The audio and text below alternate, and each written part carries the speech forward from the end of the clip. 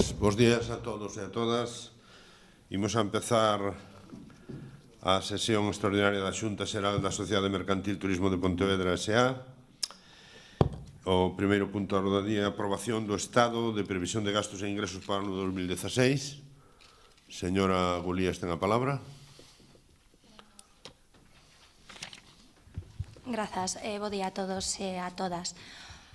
Vimos de presentar os orzamentos para este exercicio, para 2016, ou vamos a presentalos, mellor dito, xa se presentaron en comisión, e o que si nos gustaría destacar neste momento é o lixeiro incremento que se produce no tema e no apartado de patrocinio.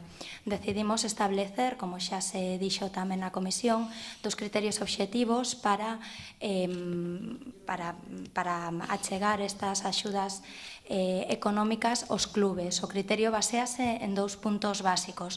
O primeiro, como relacionados entre eles, o primeiro sería que estes clubes deportivos salirán fora da Galiza para obviamente para amosar o logo do Concello, e o segundo dos criterios sería que esta saída se producira de xeito regular, polo tanto, que fosen competicións periódicas. Con ese criterio establecíamos unha cuantía de 231.600, que é unha cuantía importante, posto que é certo que somos a única administración que incrementa estas axudas.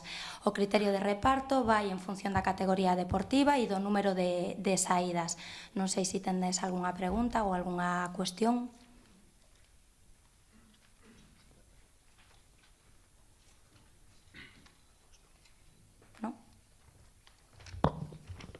Pois non hai.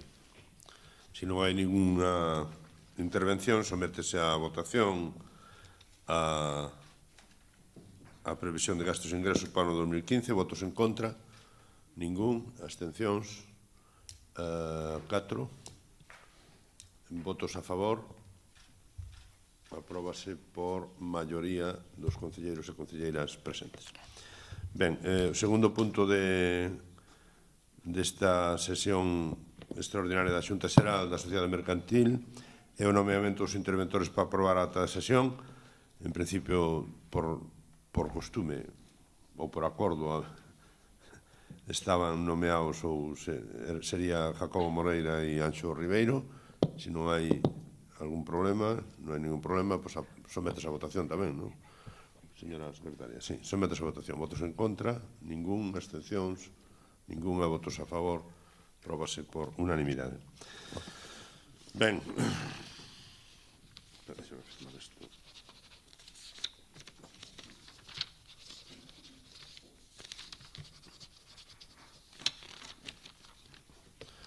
Entón, dá comenzo logo a sesión ordinaria do Pleno do Concello 30 de 11 de 2015, co seguinte orde do día. En primeiro lugar, a aprobación da ata da sesión anterior. Algúnha intervención a respeito da ata? Se non, dase por aprobada por unanimidade. Data non, das atas. Sería a ata da sesión ordinaria de 19 de 10 de 2015 e a extraordinaria de 23 de 11 de 2015. No apartado B, parte resolutiva. Punto 2, declaración institucional, manifesto das mulleres. Este é un manifesto consensuado no Consello Municipal da Muller, que fai propio, en principio, ou fan propios todos os grupos municipais, se non teño mal entendido. Polo tanto, paso a súa leitura, que di así: un ano máis chegamos ao 25 de novembro coa necesidade de berrar. En este intre ten que saírnos un berro moi forte, un berro que sae das entrañas de muller feitas para enxendrar vida no senso máis pleno da palabra. Estamos a respirar morte, guerras, atentados, violencia, conflitos, resultados dun sistema patriarcal inxusto e que as mulleres padecen no día a día en todo o planeta. Como mulleres estamos a sofrir tamén unha etapa de especial agresividade na que soemos chamar violencia de xénero, andamos polas 48 asesinadas e aumentan mesmo na nosa terra e na nosa zona. Ponte Sampaio. Estamos nun momento forte polo número e pola agresividade de formas e de situacións que agravan os feitos, pola crueldade e mesmo pola participación dos nenos e das nenas. Estánse dando circunstancias cualitativas agravantes que nos fan perder a seguridade e a fe nos esforzos que facemos para evitalo. Onde haberá que afondar para frear semellantes ataques, impónse a reflexión e a acción. Correspóndenos a toda a sociedade, pero imos retar as familias, os centros educativos, as institucións sociais e gobernamentais que administran os cartos. Porque ninguén é inocente nin está libre de culpabilidade. Pero os presupostos para a seguridade non soben, senón que baixan. O profesorado disminúe e non chega a atención que necesitan as familias onde hai escaseza e conflito. As institucións sociais non chegan a cubrir programas por falta de medios. As vivendas sobran as baleiras e abondan as que non reúnen condicións para vivir hixiénica e respetuosamente. Pensamos que todas estas agravantes suscitan e reforzan os conflitos familiares e educativos ata os feitos máis aberrantes. Berramos, pois, exixindo xustiza e unha vida digna para todos e todas que se logrará se repartimos mellor os bens comuns e que a ninguén lle falte a casa, o traballo, a educación, as axudas sociais e sanitarias, mesmo as psicolóxicas. Nin unha soa morte máis, enxendremos vida desde en todas as asociacións do país. Pontevedra, 23 de novembro de 2015.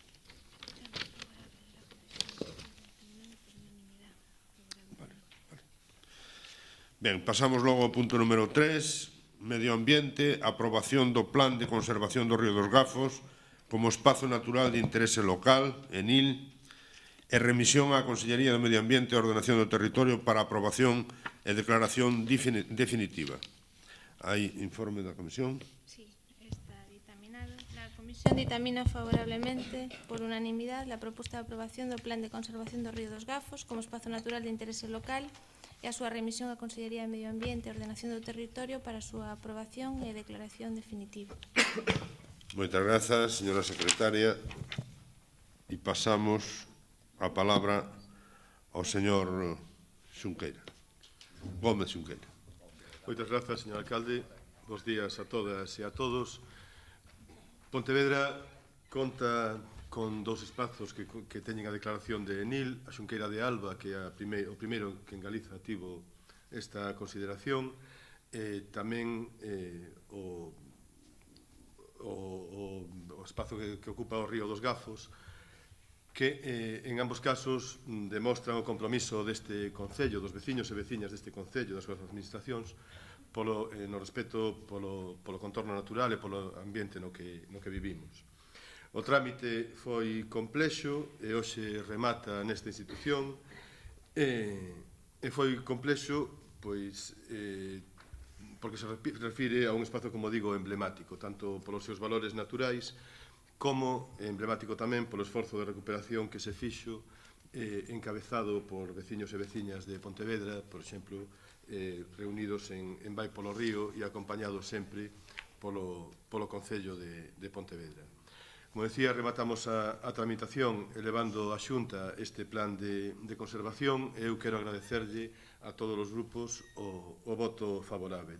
Sin embargo, que rematemos a tramitación non quere dicir que rematemos o traballo, senón todo o contrario. Este propio documento impónnos tarefas que temos que cumplir no futuro, que xa foron explicadas en comisión, non hai aquí agora que facer fincapenelas, pero tamén restrinxe certas ocorrencias que hubo a respecto deste espazo tan emblemático para Pontevedra e que a partir de agora queda moito máis protegido. Así que nada máis, moitas grazas polo voto favorável. Moitas grazas, señor Gómez Xunqueira. Alguna intervención? Se non hai intervención, sometes o punto a votación. Votos en contra, ningún. Abstención, ninguna. Votos a favor, 24. Apróbase por unanimidade dos concelleiros e concelleiras presentes. Ben, pasamos ao punto número 4. Economía e Facenda, recoñecemento extrajudicial de créditos de diversas facturas emitidas en exercicios anteriores polo Rexistro da Propiedade número 1 de Pontevedra. Señora secretaria, ten a palabra. Consta ditaminado favorablemente pola Comisión de Economía e Facenda. Moitas grazas. Señor González Carballo, ten a palabra. Non fala. Sométese entón a votación. Bueno, algún grupo quere intervir? Se non quere intervir, sométese a votación. Votos en contra do recoñecemento extrajudicial de créditos. Ningún. Abstencións. 2. Votos a favor. 22. Apróbase por maioría da corporación. Punto número 5. Tamén Economía e Facenda, recoñecemento extrajudicial de créditos de diversas facturas emitidas por servicios e suministros no eido da OTMAIES. Señora secretaria. Sí, igualmente consta ditaminado favorablemente a proposta de acordo. Moitas grazas. Intervencións. Señor César Abal, ten a palabra. Sí, unha cuestión. Nos solicitamos se pode votar por separado a factura que ven por reconocimiento social de deuda del SAMEX, a referida al SAMEX, se poden votarse por separado.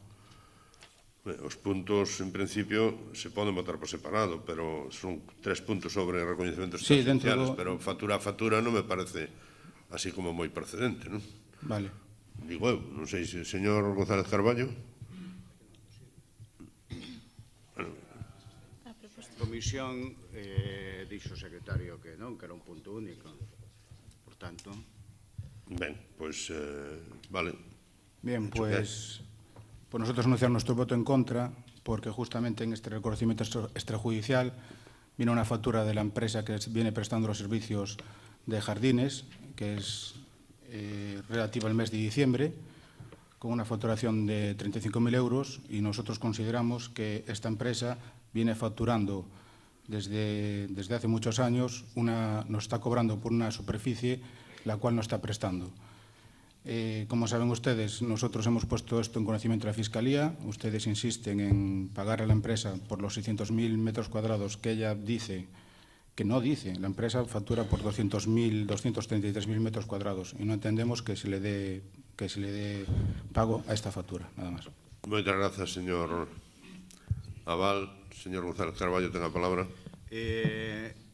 Para decir que o Concello de Pontevedra ten uns bons técnicos e nós en ningún momento poñemos en dúbida o traballo dos técnicos municipais. Ben, pois, polo tanto, sométese a votación. Votos en contra, 1, 2, 3, 4, 5, 6. Abstencións, 2. Votos a favor,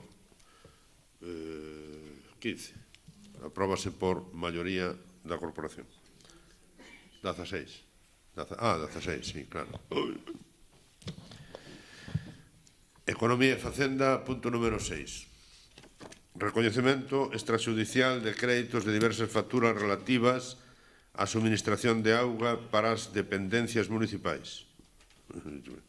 Señora secretaria, ten a palabra. Consta igualmente ditaminada favorablemente a proposta de acordo pola Comisión de Economía e Facenda. Moitas grazas. Alguna intervención? Non hai ninguna intervención. Sometes o punto a votación. Votos en contra. Ningún. Abstencións. 2. Votos a favor. 16 e 6, 22. Punto número 7. Tamén Economía e Facenda. Expediente de modificación de crédito número 14 de 2015 mediante suplemento de crédito. Señora secretaria, ten a palabra.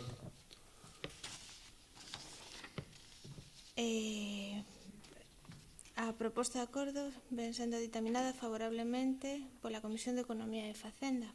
Moitas grazas. Señor González Carballo, ten a palabra. Sí, moitas gracias. En aras da axilidade vou a intentar sintetizar a proposta. En primeiro lugar, o Concello, na liquidación do ano 2014, tivo un superávit de 4.672.000 euros. O destino do superávit ben destinado pola normativa estatal e só pode ser destinado ou ben a amortización de débeda, ou sea, o pago aos bancos, ben a inversións financieramente sostibles, pero dentro do propio exercicio económico, ou ben a pago a acreedores. Así mesmo, no asunto que ven ao pleno no orden do día, pois se fai o avance da execución do orzamento que para ver se pode destinar o superávit a algunha destos motivos.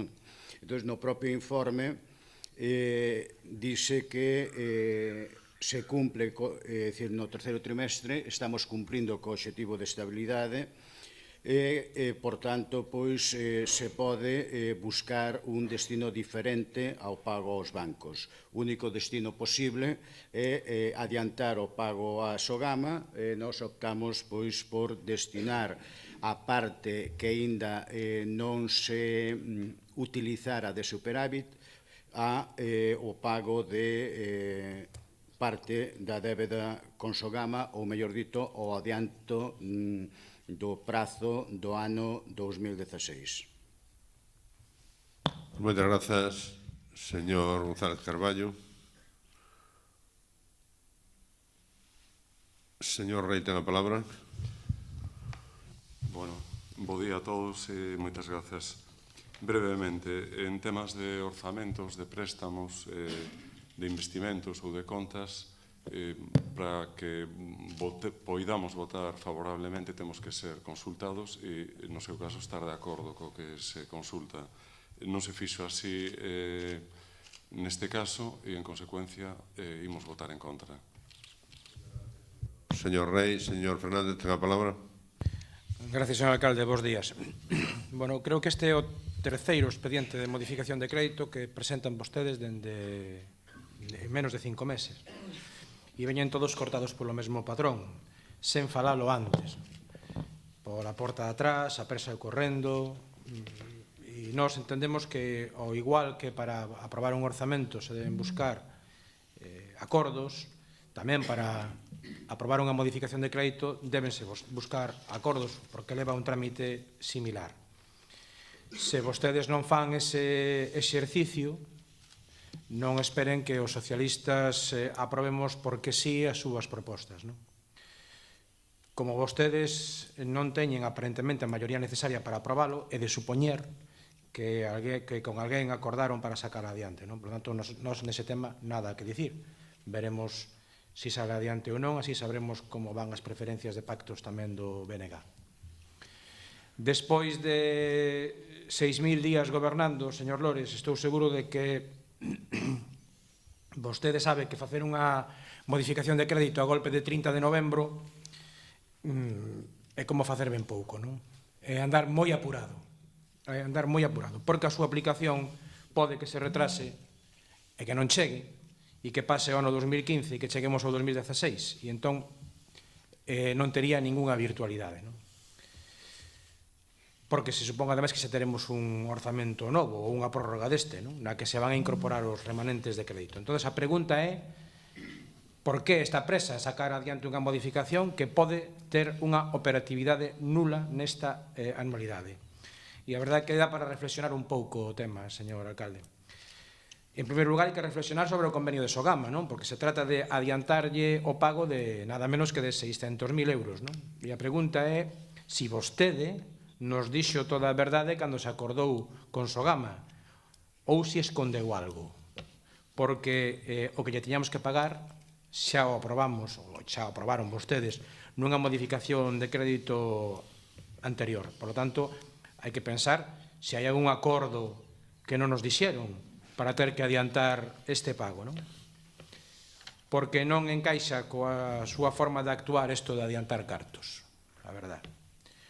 Uns cartos que se poderían utilizar para outras cousas nesta anualidade ou na anualidade do ano que ven. Entón, que pasou para pretender agora pagar 600.000 euros con cargo ao 2015? Por que non se incluíron no seu momento na modificación? Ou por que non se esperou a facer a modificación a ter todos os datos para poder facela, non? Dá a sensación de que non se explicaron correctamente cales son as repercusións de asumir o pago total da débeda en menos de un ano. E probablemente dunha mala negociación veñen malas consecuencias, señor alcalde. Vostede ten a obriga de explicar o porqué desta modificación de crédito, porque moi ben non cheira.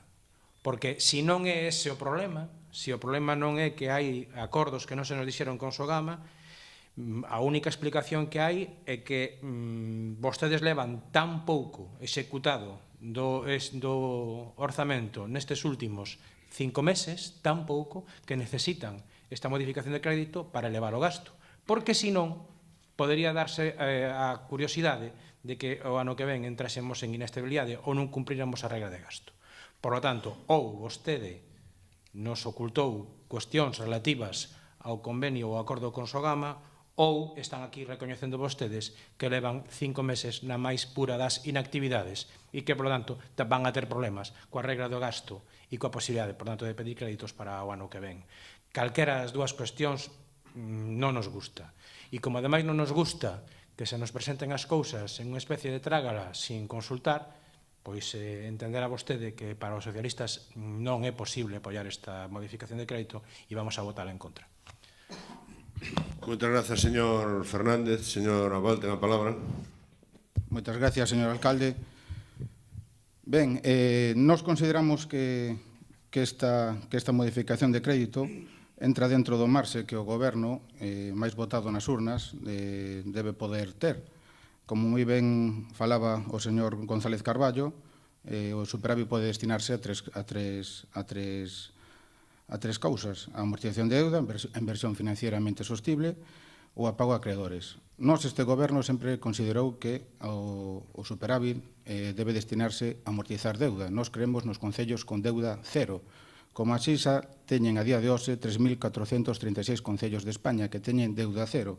Nós insistimos que a Lei de Estabilidade Presupuestaria proporciona recursos extraordinarios aos concellos para sanearse.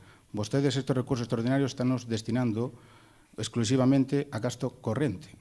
Debido dese desasuste, dese caos que vostedes teñen a hora de elaborar as contas, prodúcese un afán recaudatorio que os pontevedreses veñen padecendo, inspección tras inspeccións e aumento de tasas. O que decía o señor Agustín, justamente este pago ven derivado, como moi ben informa no terceiro trimestre na execución do presuposto dos servizos de intervención, o nivel de execución do apartado de inversións estamos no 40%, en setembro. O capítulo de ingresos vai ao nivel máximo de recaudación, o capítulo de gastos vai ao 40%.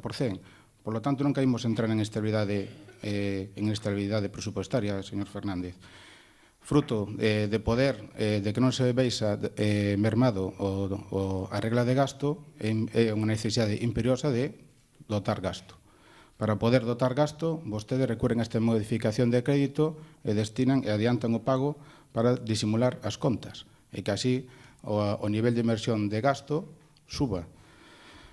É lamentable ter que funcionar así, que os ingresos non vayan acompañados cos gastos, como lle din unha e outra vez os servizos técnicos. Vostede, que no anterior punto presumeu de que falle casos técnicos, vemos que sempre é o contrario, sempre desobedece aos técnicos. Por último, suliñar que tamén nos sorprende que o Grupo Mixto, que sempre vota en contra de todas as mocións que se presentan por urxencia, justamente na moción que máis importante, que non debe presentarse por urxencia, que conleva unha modificación do presuposto, justamente nesta non ten nada que alegar e vota a favor, nada máis. Gracias, señor Abal. Señora Rey, ten a palabra. Está claro que estamos ya en campaña electoral. Nosotros nos hemos comprometido a facilitar la gobernabilidad. Consecuentemente, estamos hablando de un tema de gestión y de un tema de cuentas. Y entendemos que financieramente se haga frente a la deuda de Sogama, que facilita la liquidez en contra de la deuda de los bancos. se lo he dicho por activa y por pasiva, ideológicamente no hay ningún grupo más alejado del nuestro que el Bloque Nacionalista o de Marea, pero en tema de gestión, en tema de economía y en tema del día a día del Concello, sí vamos a apoyarlo. Moitas gracias, señor González Carballo. Sí, para decir que a única opción hai que optar, neste caso, por 627.000 euros, unha vez emitido o informe do terceiro trimestre, hai que optar, ou ben amortizamos débeda, ou ben se adianta o pago a proveedores. É a única opción que hai. Por tanto, e é un único asunto. Creo que é ben fácil de entender. Gracias. Moitas grazas. Algúnha outra intervención? Señor Fernández. Sí, brevemente. Bueno, en primeiro lugar, señora Rei, excusatio non petita, accusatio manifesta. Señor González Carballo, señor alcalde, será fácil de entender. O que é fácil de entender é que o nivel de execución do gasto disminuiu enormemente no último semestre do ano, despois das eleccións. Por lo tanto, hai un nivel de execución moi baixo. E vostedes se ven nun apuro. E ese apuro fai que se teña que facer esta modificación de crédito con moitas presas, porque fíjense vostedes que se as publicacións se retrasan un pouco ou hai a máis mínima alegación, xa non valerá para nada. Por lo tanto, non parece todo tan claro. Ou é que, como xa dixen antes, vostedes, cando negociaron con Sogama, señor alcalde, non nos dixeron todo. Unha cousa ou a outra. En todo caso, o que sí é certo é que se esta modificación non se aproba e non vai adiante neste ano 2015, vamos a ter algún que outro problema orzamentario no ano 2016. Esa é a realidade. Se pode esconder como se queira, pero a realidade é esa. É dicir, os números cantan. É un tema puramente obxectivo. Non é un tema que permita opinións. Está aí. Os números son os que son e a execución do orzamento vailles moi mal. Terán que poñerse vostedes de acordo e poñerse a xestionar, non? E vostede, que é ademais o que ten que dirixir o goberno, terá que poñerse ao frente do goberno, non? E dirixilo e facer que as cousas funcionen, non? Porque ata agora parece que se está tomando usted as cousas con moita calma, con demasiada calma, e non parece que a cousa vaya nada ben. Aí está o problema de execución do gasto, non? Moitas grazas, señor Fernández. Señora Rei. Brevemente. Sí, señor Fernández, yo no me excuso de nada. Respondo al señor Abal que cuando habla del grupo mixto entiendo que soy yo. Ben, debatido o tema, sométese a votación da corporación. Votos en contra, 5, abstencións, 6, votos a favor, 13, apróbase por maioría da corporación. Pasamos ao punto número 8, ordenación do territorio, ratificación da súa inclusión por urxencia, ratificación a sí mesmo no seu caso do acordo da Xunta de Goberno local de 23 de 11 de 2015 de persoamento do Concello no expediente administrativo da prórroga de ENCE. Admítese a urxencia por parte dos grupos? Sí. Por lo tanto, ten a palabra o señor García Lejísima. Bo día a todos e a todos. Gracias, presidente. Ben, a Xunta de Goberno Local, a vista de que das noticias periodísticas na que se tomou coñecemento de que a Xunta de Galicia emitiu o seu informe en relación coa petición de ENCE de prórroga, pois adoptou a decisión de mostrarse parte ou persoarse no procedimento administrativo que está a tramitar, supoñemos, o Ministerio de Agricultura, Alimentación e Medio Ambiente para opoñernos a esta prórroga. Indicar que a Corporación xa adoptou un acordo plenario 24 de xullo de 2015 cando se acordou realizar un requerimento previo á Administración, o que sería máis un recurso de alzada ou recurso de reposición, en contra da caducidade parcial acordada nese expediente. En aquel acordo plenario xa se acordaba pedir a suspensión cautelar de calquer tipo de procedimento, porque, por outra parte, así o contempla tamén o artigo 172.3 do Regulamento de Costas. Nos creemos que, en tanto se tramita o expediente de caducidade, non se debería de pôr en marcha o de prórroga, polo que se ve á vista deste informe da Xunta de Galicia, parece que sí. E traise este acordo da Xunta de Goberno aquí ao Pleno para a súa ratificación. Nada máis e moitas gracias. Moitas gracias. Alguna intervención? Si non hai... Sí, señor Moreira, ten a palabra. Gracias, señor presidente. Moi bons días a todos. Nós non temos ningún inconvinte en que se persone. De feito, non sei que máis queréis saber porque o Concello xa se lle deu audiencia neste procedimento e aquí se aprobaron unhas alegacións para facer un procedimento, pero ningún problema. Se quere informarse, non somos partidarios da máxima transparencia, o que si nos gustaría que isto viñera en cascada tamén e o Goberno de Pontevedra tamén informara a oposición de moitas cousas ás que lle veta o acceso, non? Por outra banda, sempre que non coste cartos, se queren personarse, non hai ningún problema. Agora, falando de cargos, tamén sí que nos gustaría saber, e aproveito o trámite para dicirlo, señor alcalde, que nos gustaría saber canto lle custa ao Concello de Pontevedra a financiación da campaña anti-ENCE, na que vostedes estiveron colaborando e na que sabemos que están agora captándose fondos. Queremos saber que nos toca aos vecinos de Pontevedra ter que pagar nesa campaña, nese libro, en todo ese despliegue que se está facendo, supoño que comparte dos recursos dos veciños de Pontevedra. Nada máis, nos ímonos a abster, non queremos opoñernos á súa pretensión de personarse, máxima liberdade para personarse e para informarse, pero creo que están perdendo tempo, sinceramente. Nada máis e moitas gracias. Moitas grazas. Algunha outra intervención? Metes o punto a votación. Votos en contra do personamento? 1. Abstencións? 6 votos a favor, 12, 15, 17. Pasamos ao punto número 9, proposición do Grupo Municipal de Marea Pontevedra instando a Xunta de Goberno Local a reclamar á Cámara de Comercio a devolución das subvencións outorgadas para as feiras Ferpalia e Promóvil, no seu caso, a persoarse nos procedimentos judiciais que se seguen contra a institución cameral. Está dictaminado? Está dictaminado desfavorablemente pola Comisión de Economía e Facenda. Moitas grazas, señora secretaria. Señor García Lejísima, ten a palabra.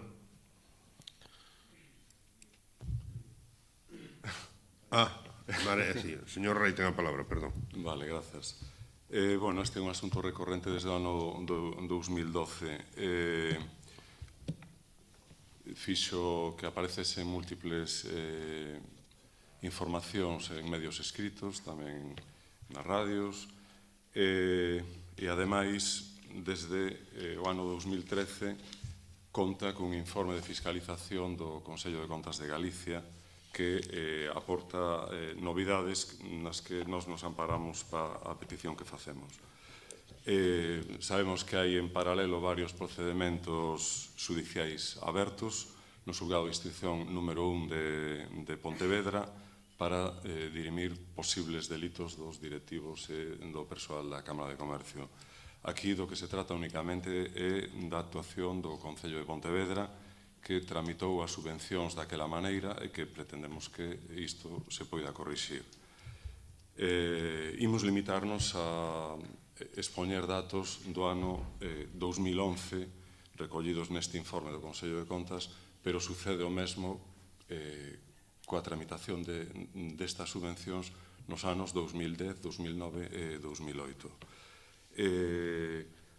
Trátase, en todos os casos, dun convenio coa Cámara de Comercio para 4 eventos, que eran as dúas pasarelas de Pontus Veteris e as feiras de Ferpalia e Pomóvil, e sempre se asinaban despois de celebrados os eventos. O montante total eran 115.000 euros que sufriron no ano 2011, do que estamos falando, unha pequena rebaixa, logo de presentárense as facturas das pasarelas e de facer os asustes correspondentes.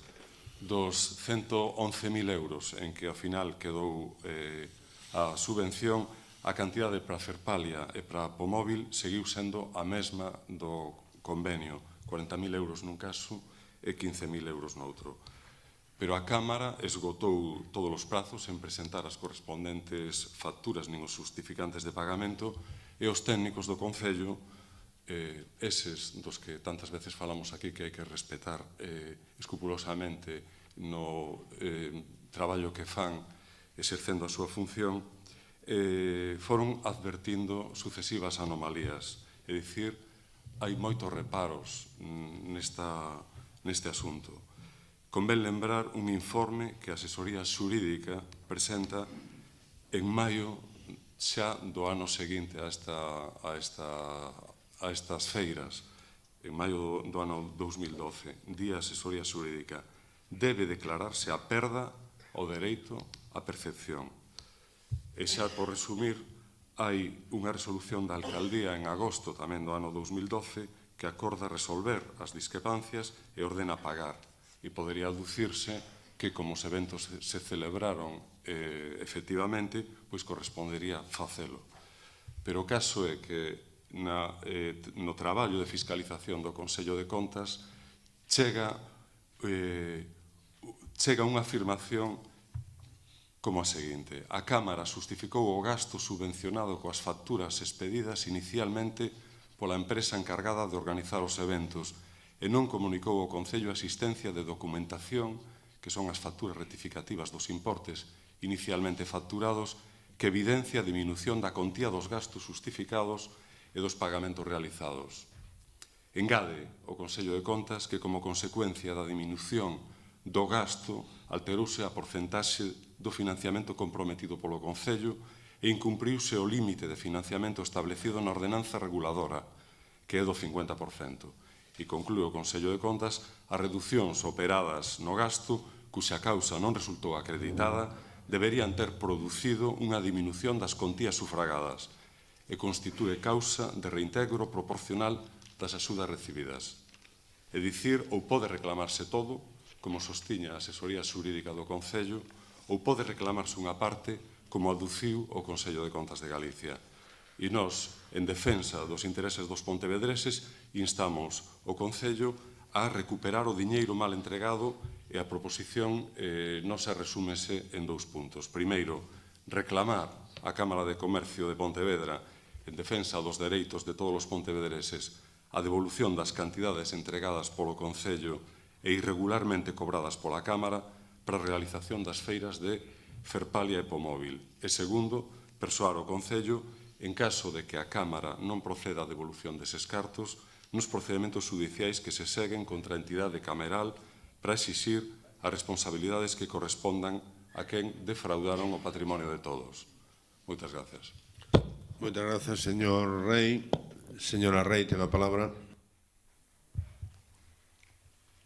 Como usted sabrá, señor Rey, la salvaguarda de los derechos de los ciudadanos y los intereses del Concello de Pontevedra están plenamente defendidos, dado que el Ministerio Fiscal, en su tutela de la legalidad vigente, de considerar que existe ilícito penal en la concesión de subvenciones, acordará en derecho lo que mejor proceda. De existir un delito en esta operación, adoptará las medidas necesarias para la reposición de la legalidad y la devolución de lo percibido incorrectamente. Es decir, a nivel jurídico, nada aporta a que el Concello se persone, salvo gasto o sobrecarga al equipo jurídico, dado que la cuestión ya está siendo investigada, está judicializada y de la misma se deducirán las consecuencias que procedan. A nivel político sí que es cierto que, por lo que hemos visto en los expedientes, el alcalde obró con temeridad, ya que no atendió las opiniones de los informes de los técnicos municipales y en eso no podemos estar más de acuerdo. De todas formas, y yéndonos al fondo de la cuestión, si ustedes desconfían en alguna manera de la justicia o del Ministerio Fiscal, deberían de personarse en la causa como grupo municipal. Muchas gracias, señora Rey. Señor Puentes, ten a palabra. Moitas gracias, bos días a todos e a todas. Ben, nos, en primeiro lugar, evidentemente, sempre que considerásemos que se puidesen vulnerar os intereses dos cidadáns de Pontevedra, respaldaríamos calquera actuación administrativa ou xudicial que puidese defender ou evitar esa vulneración de dereitos. En todo caso, entendemos que neste caso iso non é así, non? Porque, en primeiro lugar, fálase dun cobro irregular de subvencións por parte dun organismo como é a Cámara de Comercio, pero ese cobro irregular non figura legalmente en ningún sitio así calificado como para que podamos considerar que é realmente un cobro irregular, non? Todo o contrario, o único que figuran son unhas sospeitas ou uns comentarios nun informe do Consello de Contas ao respecto, pero que evidentemente nin é un órgano xudicial, nin un órgano administrativo competente para cualificar se eses cobros son ou non son irregulares, nin, por suposto, o Ministerio Fiscal para presentar ningún tipo de denuncia nos xulgados. Non? Polo tanto, primeiro, as subvencións a día de hoxe, hasta que se demostre o contrario, están cobradas regularmente, porque foron aprobadas oportunamente polos organismos correspondentes do Concello de Pontevedra e porque, ademais, xudicialmente non hai nada que diga o contrario. Non? En segundo lugar, hai evidentemente, desde que se produciron eses cobros hasta o día de hoxe, hai unha causa aberta contra determinados cargos da Cámara de Comercio que poden poñer ou non en dúbida o comportamento deses directivos da Cámara de Comercio sobre algunhas cuestións concretas que son as que están no xulgado neste momento dirimíndose ou sobre o conxunto da súa actuación, pero iso, insisto, tamén é unha cuestión de apreciación puramente personal, non? Porque legalmente e sendo estrictos o que está en cuestión é aquilo que está sendo investigado no xulgado. E este cobro destas subvencións en concretas non están sendo investigadas no xulgado. É dicir, o Ministerio Fiscal, hasta o día de hoxe, polo menos, non atopou ningún indicio para levar e para introducir, para incluir nesa causa aberta no xulgado o cobro concreto destas subvencións do Concello de Pontevedra. Por lo tanto, creemos que se somos fiéis á verdade e se somos estrictos falando, realmente non podemos falar de que se producise un cobro irregular de subvencións por parte da Cámara de Comercio. Non?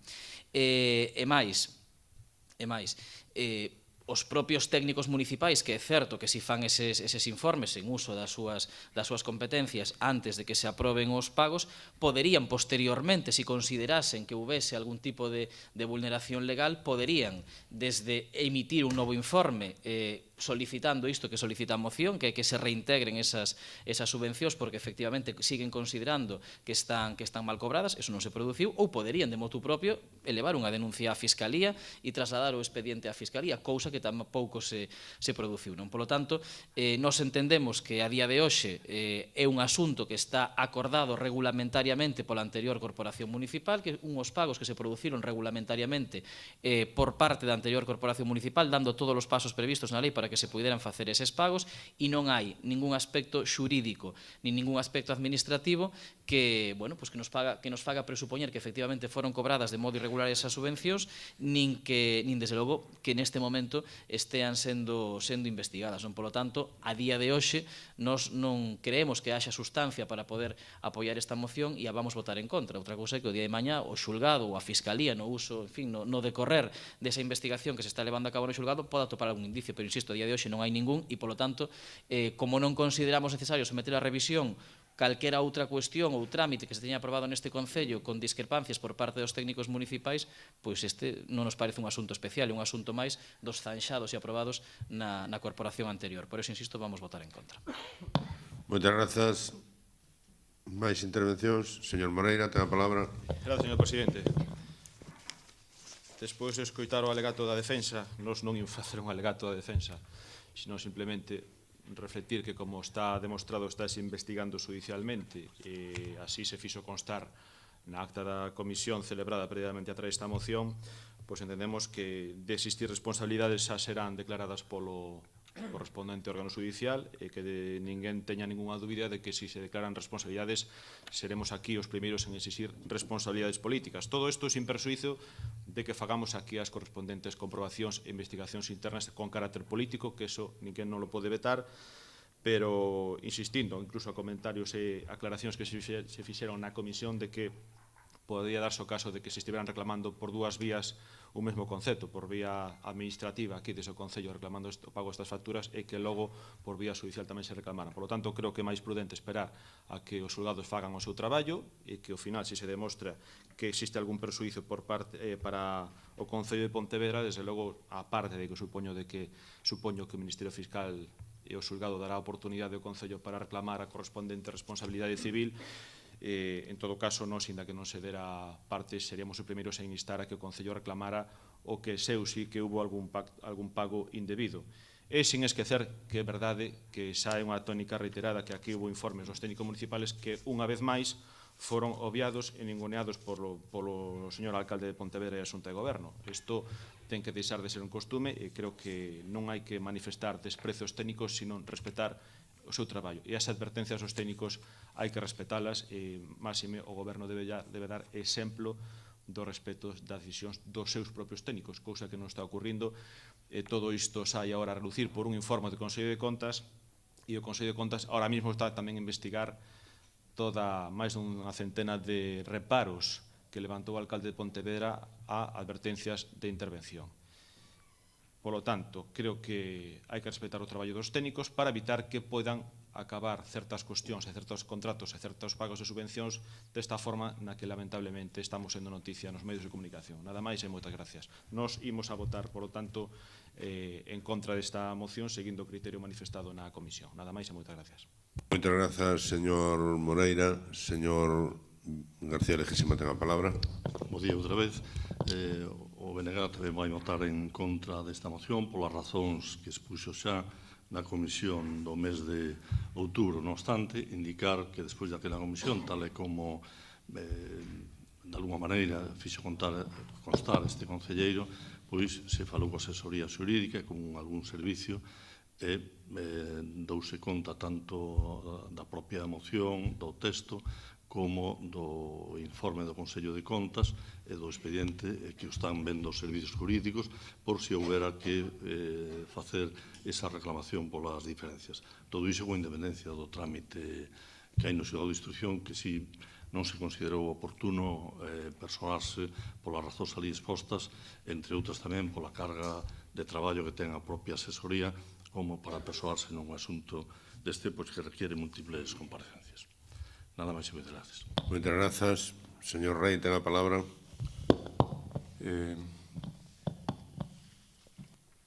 Bueno, partimos da base de que hai unha instrucción nun xulgado de Pontevedra por este asunto, eso ninguén o discute, e que aí fundamentalmente se dirimen temas penais.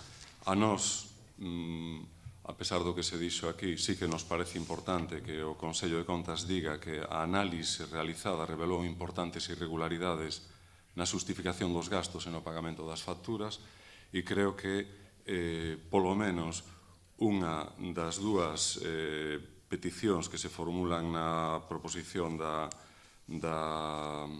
Marea si podían levarse adiante, porque non implica que o Concello se persoe nese procedimento judicial. Simplemente, no primeiro dos puntos, o que pedimos é que se lle reclame á Cámara de Comercio, en defensa dos dereitos de todos, a devolución dunhas cantidades que está claro que foron, creo que eso xa está claro, que foron mal otorgadas, non? Bueno, entendo que haxa distintos criterios sobre o que é o tema do persoamento, pero eu creo que sobre este outro asunto deberíamos estar todos de acordo. Non é así, bueno, lamento que esteamos desde a oposición facéndonos oposición á oposición. Podo entender neste caso o voto do PSOE, porque durante a tramitación de todo isto formaba parte do goberno do Concello de Pontevedra, pero outras ao mellor non se poden entender tanto. No caso da concelleira do Grupo Mixto, igual hai algo de conflito de intereses neste asunto. Digo porque unha empresa da que vostede era administradora única pasou a ter como administrador único en febreiro deste ano, creo que foi, un vogal do Pleno da Cámara de Comercio. Eu esperaba que no Pleno do Concello de Pontevedra vostede velase dunha maneira máis decidida polos intereses de todos os pontevedreses. Me parece... Momento. Moitas grazas, señor Rey. Señora Rey, ten dereito de réplica. Sí, claro, me parece una falta de ética y un atrevimiento por su parte lo que acaba de decir. Sí, me gustaría que aclarase el tema de la empresa que yo tenía y se lo pediré, espero que me responda. creo que se lo voy a aclarar muy fácil. Lejos de todo lo que usted intenta vender, es mucho más sencillo. Si hay una sentencia en la que la Cámara es declarada culpable, automáticamente tiene que revertir las subvenciones al Concello de Pontevedra. No sé cuál es la parte que no ha entendido de esto. Y sí me gustaría personalmente que aclarase esa situación que acaba de explicar. ¿Algunha outra intervención? Señor Puentes, ten a palabra. Sí, moitas gracias. Brevemente, a nosa postura, evidentemente, a marxe de que non poñamos en dúbida a actuación legal da anterior corporación municipal, que non a poñemos, neste caso concreto está fundamentada non en formar ou non formar parte da anterior corporación municipal, sino nunha cuestión puramente procedimental que decía anteriormente, non? As subvencións están outorgadas do xeito regularmente e legalmente previsto, polo tanto non están dadas irregularmente, e exixirlle agora a Cámara de Comercio a devolución duns cartos que están, insisto, regularmente outorgados, é dicir, ou hai algún procedemento xudicial ou administrativo que xustifique esa petición de devolución de cartos, ou simplemente é irregular facelo, e sería entón a propia Cámara que nos denunciaría a nos por sacarlle un dereito que ten comprometido e que ten aprobado desde hai uns anos, que é a cobrar esa subvención en base a unhas bases publicadas polo propio Concello. Non, polo tanto, decía que é unha anticipación, e o sigo crendo, no sentido de que mentres non haxa ou ben a sentencia xudicial que nos diga que esas subvencións foron cobradas irregularmente, ou ben un procedimento administrativo aberto no propio Concello de Pontevedra que conclúa que foron cobradas irregularmente esas subvencións, nos pola nosa conta de risco non lle podemos pedir a ninguén que devolva uns cartos que foron cobrados correctamente no seu momento, a marxe, insisto, de que haxe informes que podan ou non poñer en cuestión o que se fixo naquel momento, non? Pero o certo é que o feito e a aprobación desas subvencións está feito de acordo ao previsto legalmente. Por lo tanto, creo incluso que non sería posible pedir esa devolución neste momento. Outra cousa, evidentemente, é que se demostre no futuro que non foron cobradas, que aí sí que, por suposto, o Concello inmediatamente tería que facelo. Moitas grazas. Algúna outra intervención? Señor Rei. Só unha cousa. Por que non se pode abrir un procedimento administrativo no Concello para ver as cantidades que habería que reclamar e dirixirse á Cámara de Comercio directamente reclamando esas cantidades? Eu non lle vexo ningún problema a iso. Que cerra el, en todo caso. Home, eu non sei se entendín ben, pero é que o concelleiro responsable dixo que se pasou a asesoría xurídica para que se estudara esa cuestión. Non sei se non entendemos aquí o que estamos dicindo. Por lo tanto, se a asesoría xurídica considera que hai que facer algo, independentemente do proceso judicial, se fará, pero é que é un proceso absolutamente normal e administrativo, e punto. Entón, non sei, está todo dito, vamos. Sométese, por lo tanto, a votación a proposta de Marea Pontevedra. Votos en contra. 22, pode ser? 22, abstencións, ningunha, votos a favor, 2. Rexeítase, polo tanto, a proposición de Marea Pontevedra. Pasamos ao número 10. Punto número 10, proposición do Grupo Municipal de Marea Pontevedra instando ao Goberno Municipal a elaborar os pregos técnicos e administrativos dun concurso público para adxudicar a realización dunha auditoría externa das contas do Concello dende o ano 2000.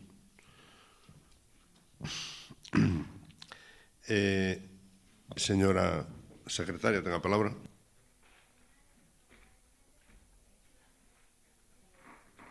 Perdón, que o ditame da comisión é desfavorable. Ben, por lo tanto, ten a palabra o señor Rei. Bueno, moitas gracias. Esta película titúlase Modelo de xestión. Estamos na bola de partido do caso Véteris, que desde setembro deste ano está no xulgado contencioso administrativo número 3 de Pontevedra, e que ese xulgado debe resolver a execución da sentencia que anulou a concesión de Manial outorgada polo Concello para a explotación dun aparcadoiro no subsolo da rúa Antón Fraguas. O caso arrancou no ano 2000 como equipo de goberno do Concello, inclúe unha modificación puntual do Plan Xeral de Ordenación Municipal que non mencionaba un aparcadoiro cusas obras comenzaron sen licencia e sen o visto prace da Xunta a modificación parcial, un convenio que outorgou a concesión sen licitación e un plan especial de infraestructuras e dotacións aprobados sen a preceptiva avaliación ambiental. Para todo iso, houve sentenzas de anulación nos xulgados de Pontevedra, do Tribunal Superior de Xustiza de Galicia e do Tribunal Supremo. E xa son firmes a do Supremo que en 2013 confirmou a do Tribunal Superior de Xustiza de Galicia que anulaba a modificación e máis a que en 2013 anulaba a concesión, o PEIT e o convenio. Agora pídese a súa execución e de confirmarse o peche cesarán os danos contra os que pleiteou unha das partes e chegará a petición de indemnización en que se cuantificarán. Unha petición que pode quedar curta ao lado da que a seguir formule a empresa que explota o aparcadoiro, se é que, en efecto, este ten que pecharse. Habería que falar tamén do caso Sogama, que se resolveu coa obriga para o Concello de pagar case 5,5 millóns de euros nun prazo contrarreloxo, e falamos disto nun punto anterior deste pleno.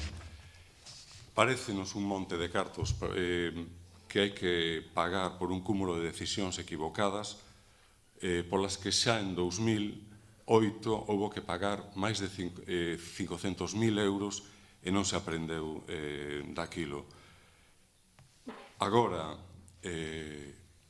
por unha sentenza firme tamén do ano 2014, vimos como o Concello ten que pagar pola usurpación dunha parcela na beira do río Gafos outra cantidade superior a 5 millóns de euros. E tamén vimos o modelo de xestión deste Concello na reclamación do equipo contratado para a redacción do PEXON, na alegría do gasto que levou a darlle a Cámara de Comercio as subvencións das que falamos antes e tamén na alegría con que se gastou pois con motivo de viaxes a Dubai, a Nova York, a Hong Kong, etc., etc., sobre os que pesan algunhas dúbidas. Pensamos que cumpriría unha auditoría das contas de toda a súa etapa e non parece oportuno que a fagan os servizos técnicos do Concello porque os colapsaría. Unha auditoría externa debería medir o grao real de endebedamento do Concello, a orixe da débeda, as desviacións orzamentarias que se foron producindo, etc., etc. E debería facerse unha análise rigurosa das responsabilidades que tiveron sobre os gastos e o seu custo total as decisións mal tomadas ao longo de moitos anos. E tamén debería establecerse os riscos que ameazan as nosas contas, facendo xa unha previsión de gastos futuros por esas decisións mal tomadas.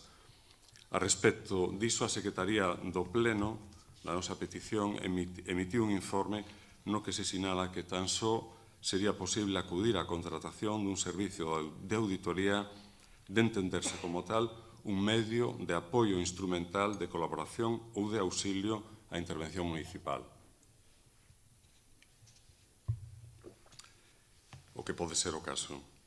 No informe dice tamén que iso debería facerse baixo a dirección da intervención, sendo autorizada ou conformada por ela.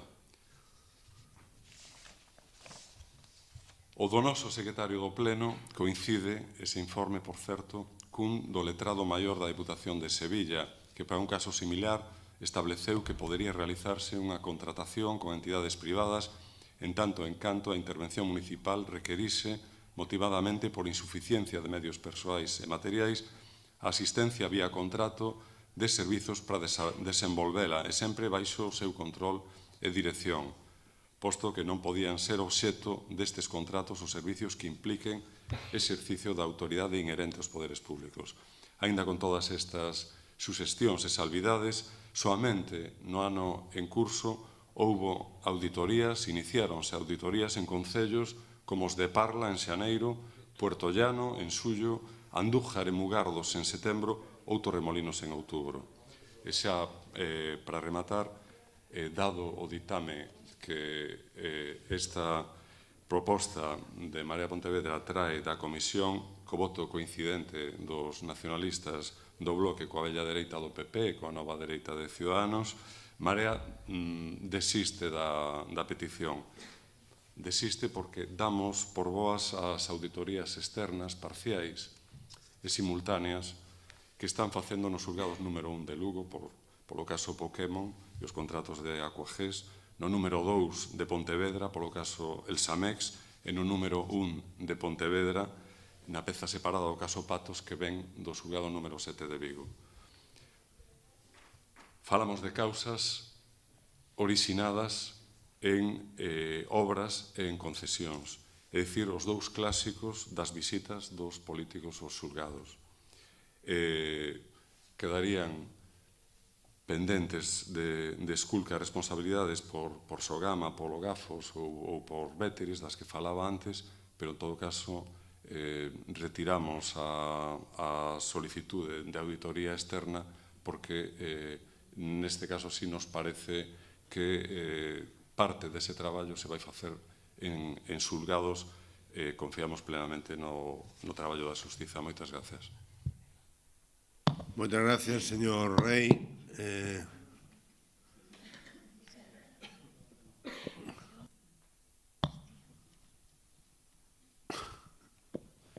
Un embaine total. Por lo tanto, queda fora do orden do día. O sea, retírase por parte de a alcaldía non ten inconveniente ningún, obviamente, en que se retire nin que se debata, pero bueno, neste caso se retira, non? Por lo tanto, pasamos ao punto seguinte, punto número 11, a non ser que por parte da queira intervir, Raimundo. ¿Tú quieres intervenir? La palabra. Yo no entiendo mucho entonces el mitin político del que acaba de hacer uso, si lo que pensaba era retirar la moción. De todas formas, sigo esperando que usted aclare la acusación velada que hizo anteriormente sobre mí, porque en la vida, señor Rey, hay que ser valiente y no vale con tirar la piedra y esconder la mano. Aún así veo que se suman evidentemente a la vieja política del descrédito y del "y tú más", no conoce la política constructiva y de trabajar por los pontevedreses. Usted solamente acusa y, vuelvo a decir, utiliza el Pleno para sus fines partidistas y para venderse a usted mismo. Moitas gracias, señora. Bueno, só sobre isto. Falaba de datos que son públicos, que están no boletín oficial do Rexistro Mercantil. Consta que vostede, nun momento dado, deixa de ser administradora única dunha empresa e pasa a ser outra persoa que é vocal da Cámara de Comercio de Pontevedra, simplemente. Diga el nombre. Diga el nombre. De quen? ¿De quién es vocal de la Cámara de Comercio? Luis Daniel Rodríguez Martínez. Bien, y le pregunto si hay algo extraño en venderle una empresa a otra persona porque sea vocal de una cámara. No, simplemente que nun caso no que se trata de actuacións da Cámara de Comercio se cadra vostede está nun conflito de intereses. O sea, que usted está dando a entender que si yo le vendo mi empresa a un vocal de la Cámara de Comercio, ¿puedo incurrir en algún delito o puedo beneficiarme de alguna manera de la Cámara de Comercio? ¿Es lo que quiere usted dar a entender? Este debate, con todo o respeto, está rematado, nin é motivo deste pleno discutir semejantes cuestións. Por lo tanto, unha vez que o propoñente da moción retira, pasamos ao seguinte punto, o punto número 11, proposición do Grupo Municipal do PSDG-PSOE coa emenda de Ciudadanos, do Grupo Ciudadanos, relativa á restauración, conservación e posta en valor da ponte medieval de Ponte Sampaio. Señora secretaria. Sí.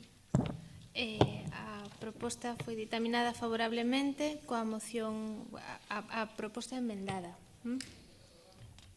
Favorablemente. Moitas grazas. Ten a palabra señor Puentes. Moitas gracias. Sí, efectivamente, para non reproducir o debate xa tido na comisión informativa correspondente, simplemente aclarar que nós presentamos esta moción cun obxecto e unha finalidade moi clara, que é, primeiro, recuperar a ponte medieval en Ponte Sampaio, sobre o río Verdugo, e en segundo lugar poñer en valor ese recurso arquitectónico e histórico que temos a sorte de ter no Concello de Pontevedra e que entendemos que nos últimos anos sufriu un proceso de deterioro e de abandono bastante importante. Non basta con pasar por ali, ver como está a estrutura chea de maleza, como está sin iluminar, como son frecuentes debido ao tráfico pesado, que aínda que está prohibido, segue a pasar en determinadas ocasións por riba da ponte, como está a sufrir deterioros, con caídas de pedras ao río, con reposicións, en fin, un tanto cuestionables tamén en algún momento.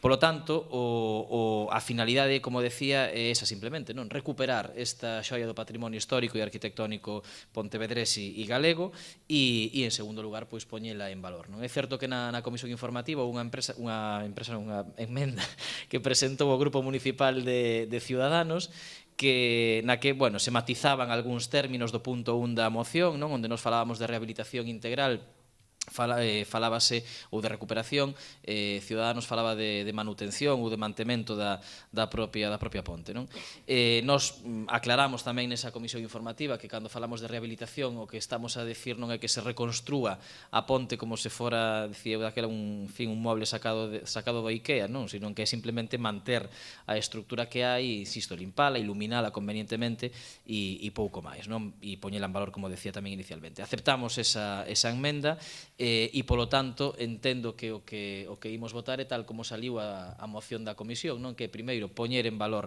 a ponte medieval de Ponte Sampaio e adecentala, segundo, iluminala, terceiro, estudar, que aquí había tamén unha aportación que fixo o Grupo Municipal do BNG, nos falábamos de recuperar as dúas estructuras de pedra que existían no medio da ponte e que marcaban o límite entre as dúas dióceses. O BNG nos introduciu, nos pedía que puxéramos, mellor estudar ou de acordo con criterios técnicos valorar a posibilidade ou non de recolocar esas estructuras. Nós tamén o aceptamos e, en último lugar, trasladarlle á Xunta de Galicia, que é a titular da vía que discorre por riba da ponte e, polo tanto, da ponte, trasladarlle este acordo do Pleno do Concello de Pontevedra e instala a que faga todas estas cuestións. Nos, obviamente, vamos votar a favor e pedimos o voto favorable do resto de grupos. Moitas grazas, señor Puentes Sampaio. Ben, así paso do... Señora Rey, non vai intervir. Señor Moreira. Gracias, señor presidente. Simplemente a miña intervención é para manifestar o noso apoio a esta proposta. Sempre nos preocupamos por esta ponte. Creo que sería incluso bo buscar a complicidade do Concello de Soutomaior, posto que o que linda pola outra beira do río, pola outra parte da ponte, conseguiríase máis forza que entre os dous concellos se levara esta proposta conjuntamente, pero en todo caso estamos a favor desta iniciativa para poñer en valor a ponte de Ponte Sampaio. Nada máis e moitas gracias. Moitas grazas, señor Moreira. Señor Barano intervén, polo tanto, sométese o punto a votación. Votos en contra da moción, ningún, abstencións, ninguna, votos a favor. Apróbase por unanimidade do corporación presente neste momento na sala. Punto número 12, proposición do Grupo do PSDG-PSOE relativa á regulación do mercadiño ilegal que se celebra os domingos na Plaza da Verdura.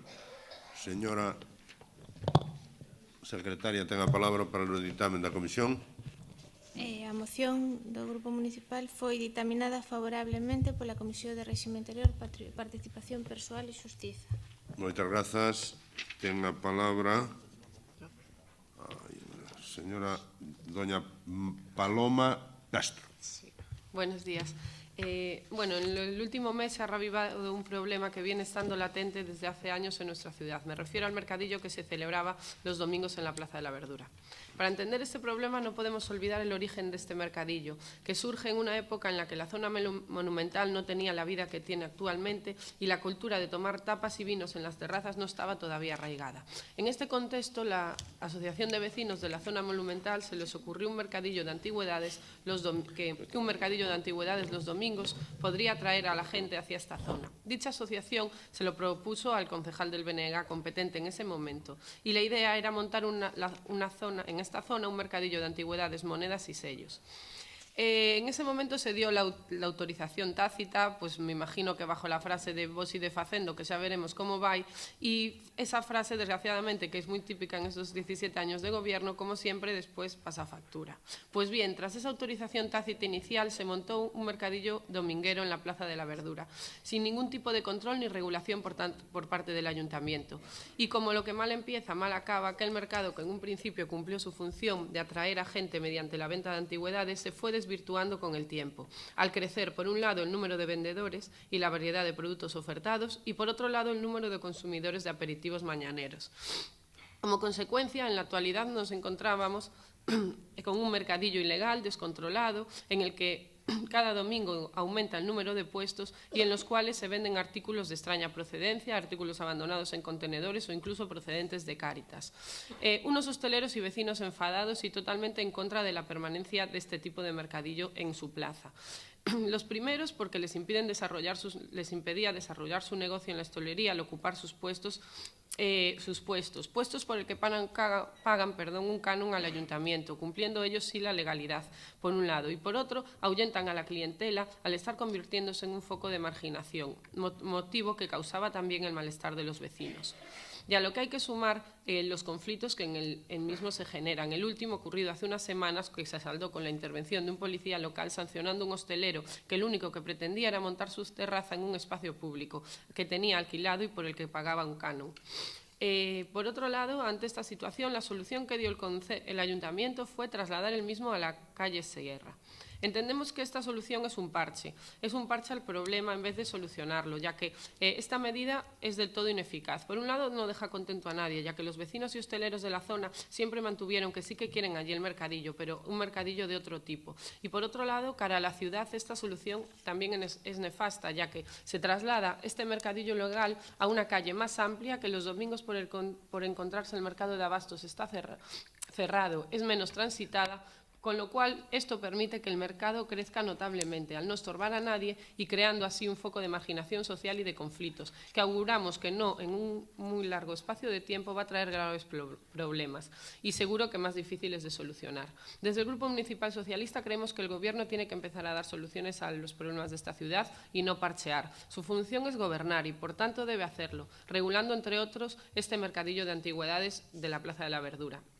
Tiene como antecedente la labor que hizo nuestra concejala Carlota Román, ya que en su día se preocupó por dar una solución a este problema, incluyendo en su propuesta de regulación de los mercados la regulación de este mercadillo. Por tanto, debe seguirse este camino iniciado por nuestras concejales y regular este mercadillo, estableciendo unos parámetros legales para su funcionamiento, como los requisitos para poder acceder a un puesto, los objetos que pueden comercializarse, características de los puestos, limitar el número de los mismos, así como, y previa consulta con los vecinos y hosteleros, la posibilidad o no de traslado.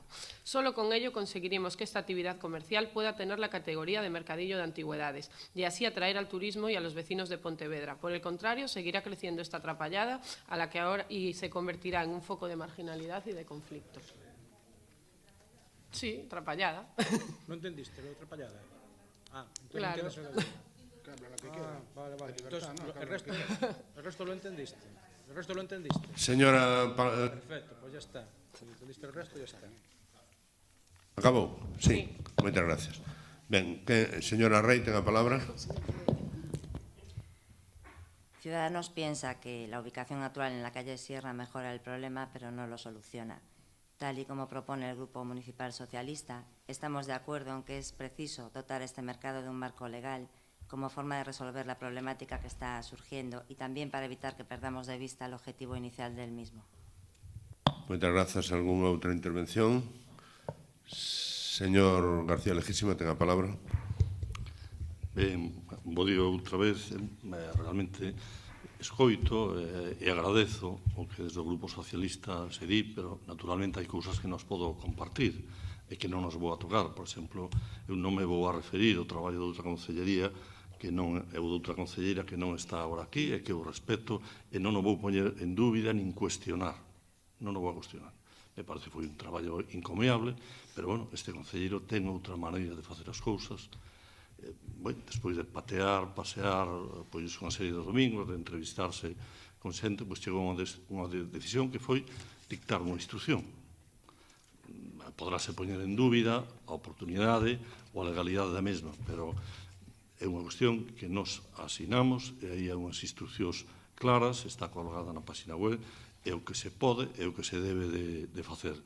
Onte foi o primeiro domingo, eu tampouco non vou a cuestionar o que aquí se dixo, se a xente o recibiu mal ou ben, eu si estive en sitio hasta unha hora determinada, non vou dicir cal, e desde unha determinada tampouco vou dicir cal, non acostumo a facer un relatorio do que fago, non? Pero, bueno, si estiven ali, e xa antes deso falei con eles, e tamén cos viandantes, cos que van por ali a pasar os domingos.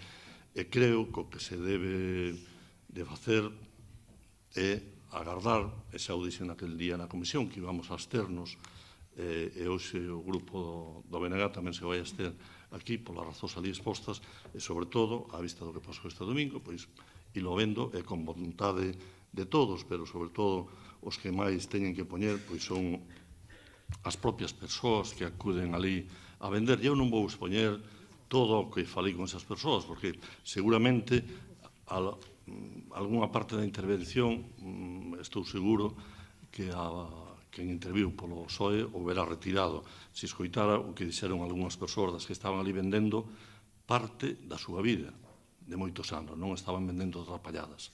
Estaban se desfacendo de algo que lle costou moito gañar, pero a súa situación as aboca a iso. Entón, eu, se lles parece, manteñan a moción, pero nós, de momento, imos manter esta instrucción con carácter transitorio, se o poñemos aí, e despois iremos vendo, e o tempo o dirá se pagou a pena cambiálo aí ou non, e se as persoas que acuden aí a vender pois se fan merecedoras tamén, porque elas teñen que ser poñer o seu gravo de area, e así se lle fixo falar, ou así se puxo no seu coñecemento, non só onte, senón outras veces, que por parte deles pois teñen que poñer non un gravo de area, senón casi toda a vontade para que iso funcione, e sirva e funcione. E, polo tanto, desde o BNG ímonos a estar.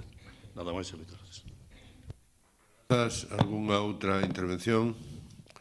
Se non hai intervencións, entón, sométese o punto a votación. Votos en contra da moción? Ningún? Abstencións?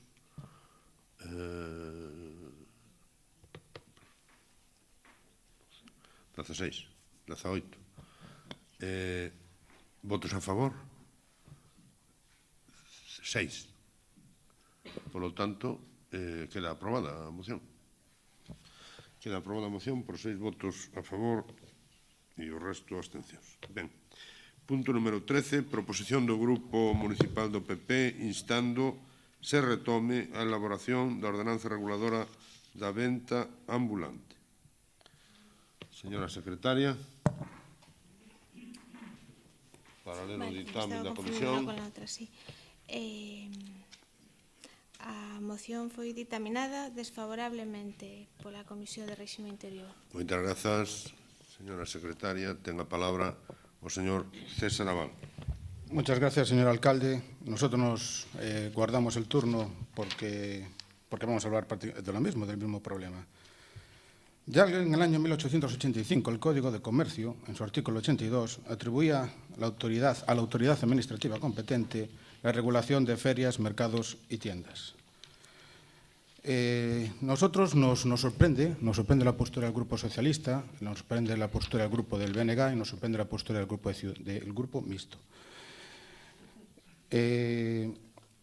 No es entendible que estuvieran de acuerdo hace tan solo unos meses en que se estableciese una regulación para el mercado de antigüedades de la verdura, que se redactase, que estuviésemos todos de acuerdo en la redacción, que se le encargase informe de asesoría jurídica, que hizo un extenso informe que cualquiera de ustedes lo puede tener, donde va desglosando absolutamente cada apartado. Le llevó bastante tiempo, es muy minucioso, bastante exhaustivo. Una elaboración que tuvo un coste, que se contrató una asistencia técnica experta profesional, que tuvo un coste de 2.359,63 euros. Eso que siempre dice el Grupo Mixto, que si tiene coste no estoy en contra, si tiene coste estoy en contra. Bueno, y aquí de repente que sí, que tiene coste, lo que usted acaba de votar se desdice de todo lo dicho. Entiendo que hay que dar un margen a un grupo cuando llega nuevo para que haga sus propuestas, que se adapte, pero en tan poco tiempo las continuas idas y venidas y las continuas maneras de desdecirse la verdad, señora Rey, causan asombro. Como le decía antes, usted siempre vota en contra de todas las medidas de urgencia y justo la modificación de crédito que la presidenta del BNG vota a favor. Y si no le entendí bien antes en su intervención, dijo que su grupo en temas económicos facilitará la gobernabilidad del Gobierno. Por lo tanto, creemos que por fin ha desvelado su voto en los presupuestos, porque es un tema económico y, según acaba de decir en la intervención anterior, su grupo facilitará la gobernabilidad del Gobierno en temas económicos. Por lo tanto, debe tener un cacao y montar en su grupo que, señora Rey, no entiendo cómo usted tira a la basura un coste de casi 2.400 euros. Que el grupo del BNG esté en contra de esta moción, que esté en contra de tirar a la basura su trabajo, donde está perfectamente elaborado, donde el señor intendente de la Policía Local muestra su total acuerdo con esta ordenanza, ese hombre que usted se lleva por ahí, por todo el mundo, señor Lores, donde la administradora de mercados es consultada y también está de acuerdo, donde el órgano de tesorería y gestión tributaria está de acuerdo, donde el Servicio Municipal de Personal está de acuerdo, donde la Policía Local sobre sus funciones también está de acuerdo. Ustedes deciden tirar todo esto y hacer un papelito de instrucciones, donde no le da amparo legal absolutamente a nadie. Señor Regísima, está contemplada en esa instrucción la previsión de puesto, qué superficie tiene que tener cada puesto, la duración, va a ser bianual, va a ser anual, va a ser por 6 meses, quién va a ocupar esos puestos. Si hay mercancía que no es adecuada, cuáles son las medidas cautelares, infracciones leves, graves, muy graves, que tiran todo ese trabajo para hacer ¿qué? Para hacer que una instrucción.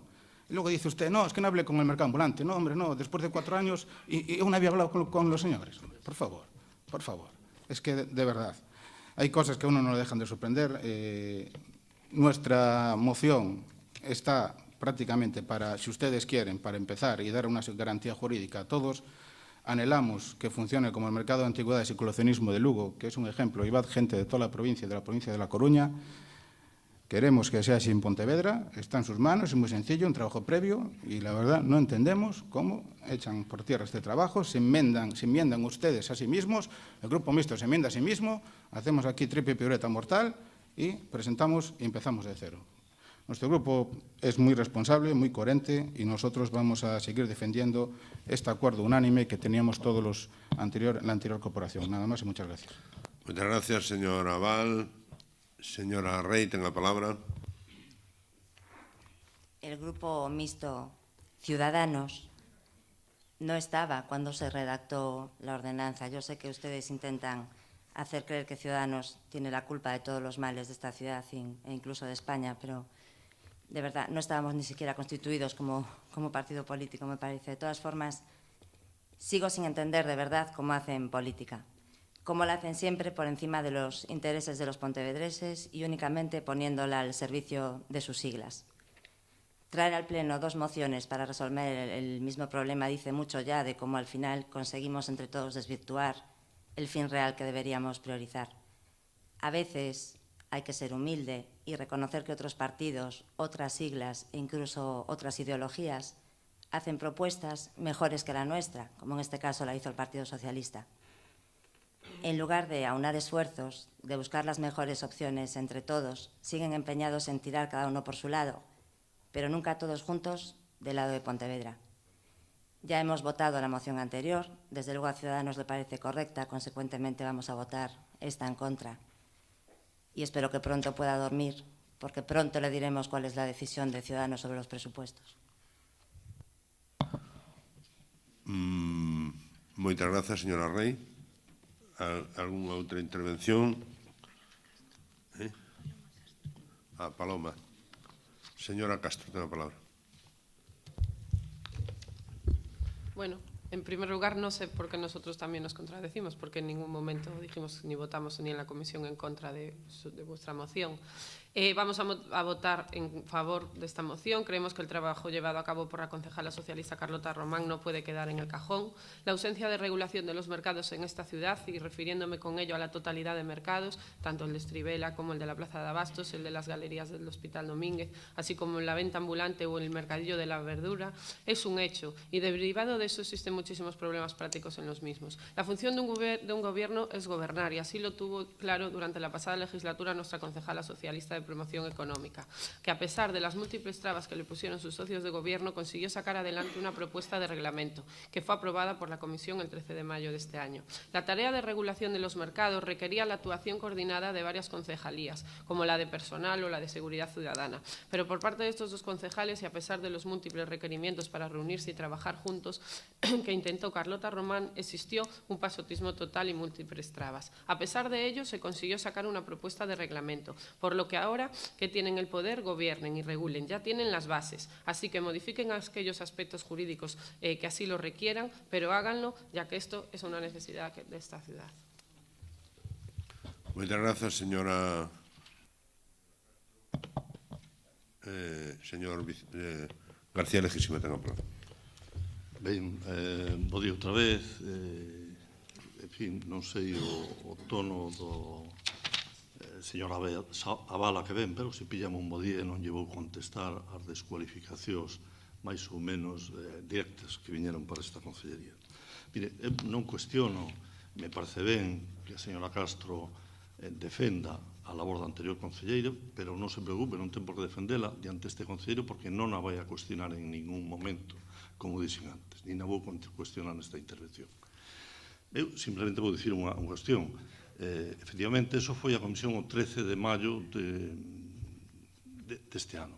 Non vou dicir como cadraban esas datas, como estaba a corporación anterior, como estaba a corporación de... Bueno, pois tocoume, pois non sei se a fortuna ou a desgracia de seguir con esta concellería de mercado. Eu que lle vou facer, porque teño outra maneira distinta de traballar.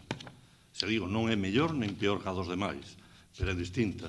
Unha vez que viu, efectivamente, viu o proxecto de ordenanza, viu todas o informe da asesoría, enterouse das cuestións que hai, viu regulamentos de fora, como, por exemplo, de Marín, como é o que está agora mesmo en trámite, que se aprobou inicialmente en Cambados, e hai cuestións, non vou a dicir cales, pero díxeno en comisión, e os que estaban ali, os compañeiros e compañeiras que estaban na comisión, saben cales son, que non resolve o actual proxecto de regulamento da venta ambulante. Estou diferenciando claramente o da venta ambulante do mercadillo. E o que se quere é tratar de resolver iso da mellor maneira posible, adaptándose á norma da Xunta do ano 2010, pero ao mesmo tempo tratando de evitar que se produzan conflitos que se están producindo noutros mercadillos. Entón, non se está tampouco tirando o lixo nin deixando no caixón a documentación e o traballo da anterior corporación que se ten presente, pero simplemente hai unhas cuestións que non se teñen resolto e, sobre todo, hai outra parte que tamén pode se cuestionar, se cuestionou a maneira de facer que ten este concelleiro, que antes de iniciar, de levar a cabo o trámite inicial, tanto da ordenanza do mercado de abastos como da venta ambulante, pois é falar primeiro cos interesados antes de iniciar os trámites. E iso non é cuestionar a labor dos anteriores, senón que é unha maneira distinta de facer.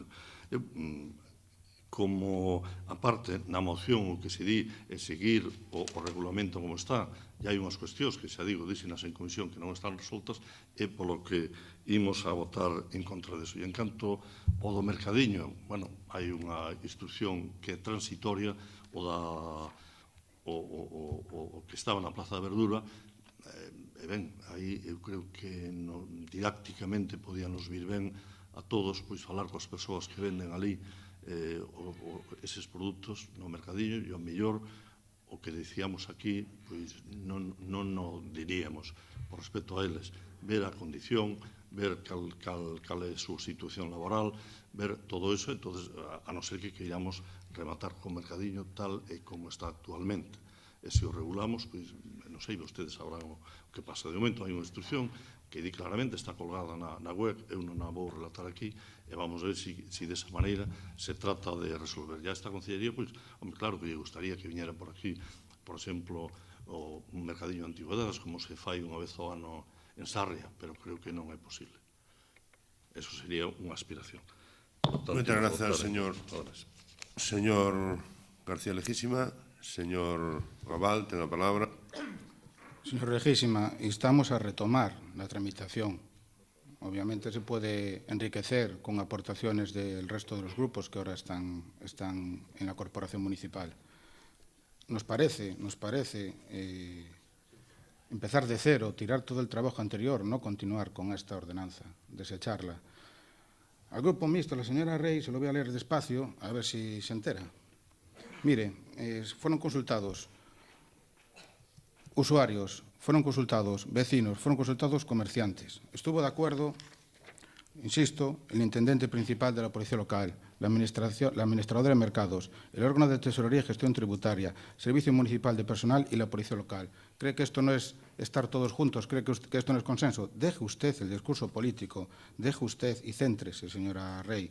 El coste lo ha dicho usted, en el poco tiempo que llevamos, usted puso la línea roja de el coste, cuando haya un coste para el concello, voy a estar en contra. Bien, hoy usted está votando a favor de tirar a la basura 2.400 euros. Yo no tengo nada que decir, cojo sus palabras dichas en pleno y usted sea coherente. Señor Lejísimo, la ordenanza ya trata otros mercados, como le insisto, se puede enriquecer. Habla del mercado en la calle Ingeniero Rafael Areses, habla del mercado de la Plaza Márquez Valterra, habla del mercado de antigüedades de la Plaza de Verdura y también define otros mercados ocasionales, como la Plaza de la Herrería, la Plaza de la Venta de las Palmas en la calle César Buente. Excepcionalmente, bueno, pues también va regulando las ventas de otras actividades ocasionales. Sinceramente, me molesta que voten, que no quieran seguir con este trabajo, que no quieran seguir con esta tramitación, enriqueciéndola, insisto, enriqueciéndola, si ustedes quieren enriquecerla. Y poco más tengo que decir. Ustedes sigan gobernando así, a golpe de titular. Mira, la instrucción que está colgada en la web, señor Lejísima, si vuelve a suceder lo que le pasó a un conocido comerciante, ¿cómo se puede actuar? Con la instrucción no regula nada, no da ninguna garantía jurídica. Con la instrucción no es nada, es una instrucción. Usted lo sabe mejor que yo, no tengo nada más que decir. Muchas gracias, señor Abal. Sométese o punto a votación. Votos en contra. 13. Abstencións ningunha. Votos a favor. 11. 11, non? Rexéitase por maioría. Ben, pasamos ao punto número 14, proposición do grupo do PSDG-PSOE relativo á instalación en Pontevedra de circos que empregan animais nos seus espectáculos. Señora secretaria. A moción foi dictaminada favorablemente introducindo unha sí, no texto. Entonces, dictaminouse así por unanimidade favorablemente. Eso é o que temos que votar. Moitas gracias. Señora Castro, ten a palabra. Sí. Bueno, el Grupo Municipal Socialista lleva a cabo esta moción en colaboración con la plataforma Touradas Fora de Pontevedra. Con ello, lo que se pretende es que dentro del marco legal y de las competencias municipales se pueda impedir que en nuestro ayuntamiento se celebren espectáculos de circos en los que intervengan animales. Entendemos que la ciudadanía cada vez está más sensibilizada con el respeto hacia los animales y demanda acciones políticas como esta.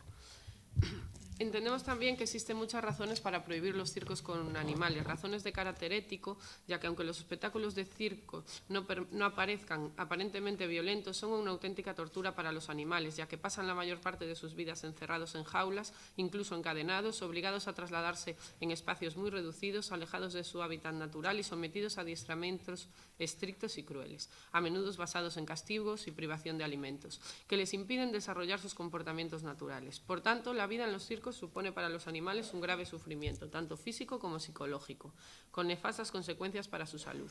Por otra parte, también respecto a la seguridad para los ciudadanos, la instalación de este tipo de circos conlleva un riesgo para los vecinos de la zona, ya que en ocasiones se producen fugas de animales por falta de medidas de seguridad e incluso son abandonados por parte de los mismos empleados. Y por último, por responsabilidad educativa, ya que como adultos debemos contribuir a una educación ética de los niños y a promover su empatía y respeto hacia todos los seres vivos. No podemos participar en el engaño de hacerles creer que los animales que ven en los espectáculos viven bien, ni se comportan como nos muestran en los números números circenses. Si los niños supieran realmente cómo tratan a los animales en los circos, se mostrarían automáticamente su rechazo. Por no ser de otra forma, Pontevedra, como ya hicieron otros ayuntamientos, debe aprobar esta moción y así dar cuenta a nuestros ciudadanos de civismo y evolución. Muchas gracias, señora Castro. ¿Alguna intervención, señora Rey? Una civilización se puede juzgar en función del trato que da a sus animales. En Ciudadanos pensamos que los circos deben ser lugares llenos de magia, de música, de humor, de trapecistas y de acróbatas. Defendemos espectáculo de arte y alegría en el que el maltrato de animales no tiene cabida. Por eso reivindicamos el circo por y para los humanos. Por eso es necesario articular mecanismos para erradicar esta práctica completamente. El primero de ellos es concienciar a aquellas personas que quieran disfrutar del circo de que este debe ser un espectáculo hecho por y para unos animales muy concretos, los humanos. En España ya existen más de un centenar de municipios libres de circos con animales y concretamente en Galicia ya hay más de 20. Como nosotros hacemos una política diferente a la vieja política, me gustaría felicitar al Grupo Socialista por esta iniciativa.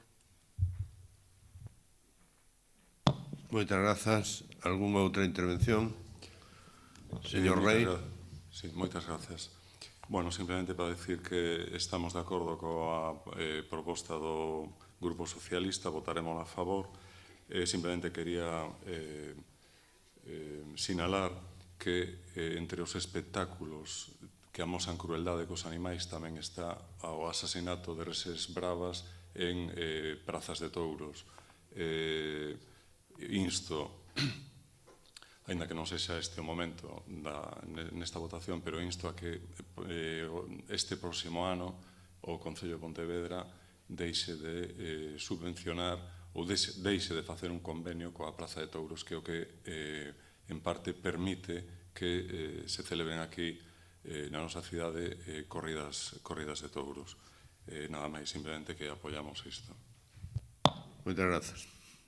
¿Alguna outra intervención? Someto o punto a votación. Votos en contra, ningún. Abstención, ninguna. Votos a favor, 24. Apróbase por unanimidade. Punto número 15. Proposición do Grupo Marea Pontevedra instando a impulsar un plan integral municipal de loita contra as violencias machistas. Señora secretaria, ten a palabra. Do mesmo xeito que o anterior, votase segundo o ditame da Comisión, ditaminado favorablemente. Moitas grazas. Moitas grazas. Ten a palabra a señora Moreira. Moitas grazas. Os movementos feministas levan moitos anos loitando contra a desigualdade que sufrimos as mulleres. Están a facer entendelas como unha problemática social grave que afecta e inclúe a mulleres e homes. Un problema que nos implica a administración local como ente máis próximo á cidadanía e que goza de competencias delegadas segundo a Lei 27/2013 de racionalización e sostenibilidade da administración local, cando se aplica en cuestións de servizos sociais, igualdade de oportunidades, prevención da violencia contra a muller. É preciso actuar contra as violencias machistas a través dun plan integral, aínda que existe o terceiro plan de igualdade de 2015 a 2017 no Concello de Pontevedra, este moi xenérico. Lle falta parte operativa. É unha declaración de intencións que se articula en 3 áreas de traballo con 2 obxectivos estratégicos cada unha.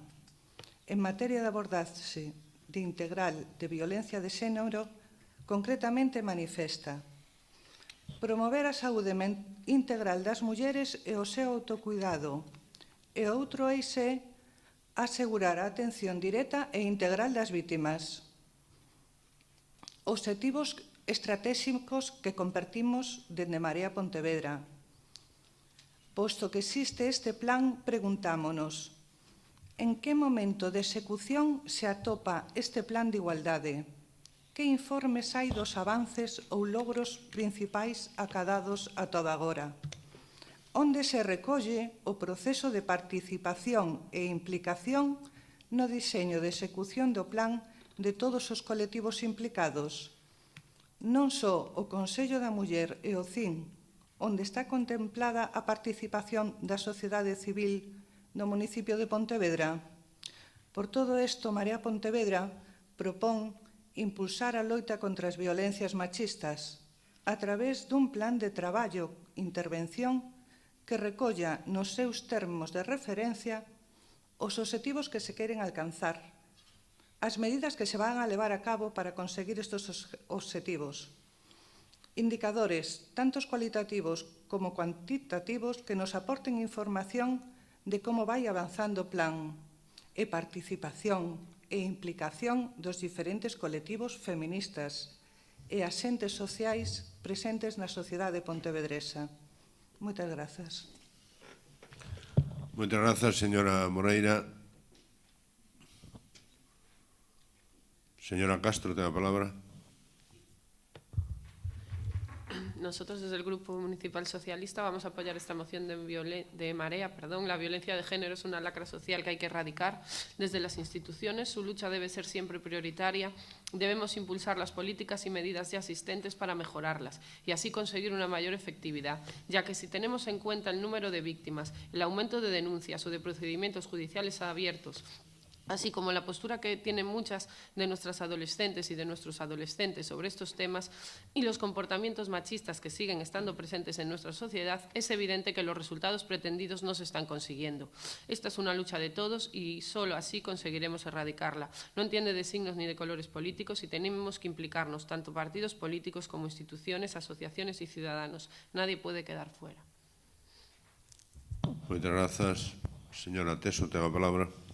Bos días, grazas, señor alcalde. Ademais de compartir o que dixeron as miñas compañeiras, tamén quería comentar que efectivamente estaba planeado un plan, valga a redundancia, de igualdade do ano 15 ao ano 17, existe, pero non está posto en marcha aínda porque, se mal non recordo, no último Consello da Muller, que foi hai uns días, a concelleira díxonos que estaba rematado, pero aínda non estaba impreso, co cual non se pode estar levando a cabo do 15 ao 17. Entón, pareceme un pouquiño tarde que o 15 ao 17 este rematado a finais do 15, porque entón xa é 16-17. Eso por un lado. Pero, bueno, polo menos estás a facer. Por outro lado, estiven a repasar a páxina do Concello onde se poñen as cousas do CIME, da Concellería de Igualdade, e a verdade é que se o plan non se fai mellor do que se está facendo na páxina, entón vámoslo ter claro. Porque na páxina do Concello, no apartado referente á área de igualdade, na do CIM non está actualizada en absoluto, señora Fouces. A programación de actividades que hai colgada é do primeiro semestre do 14.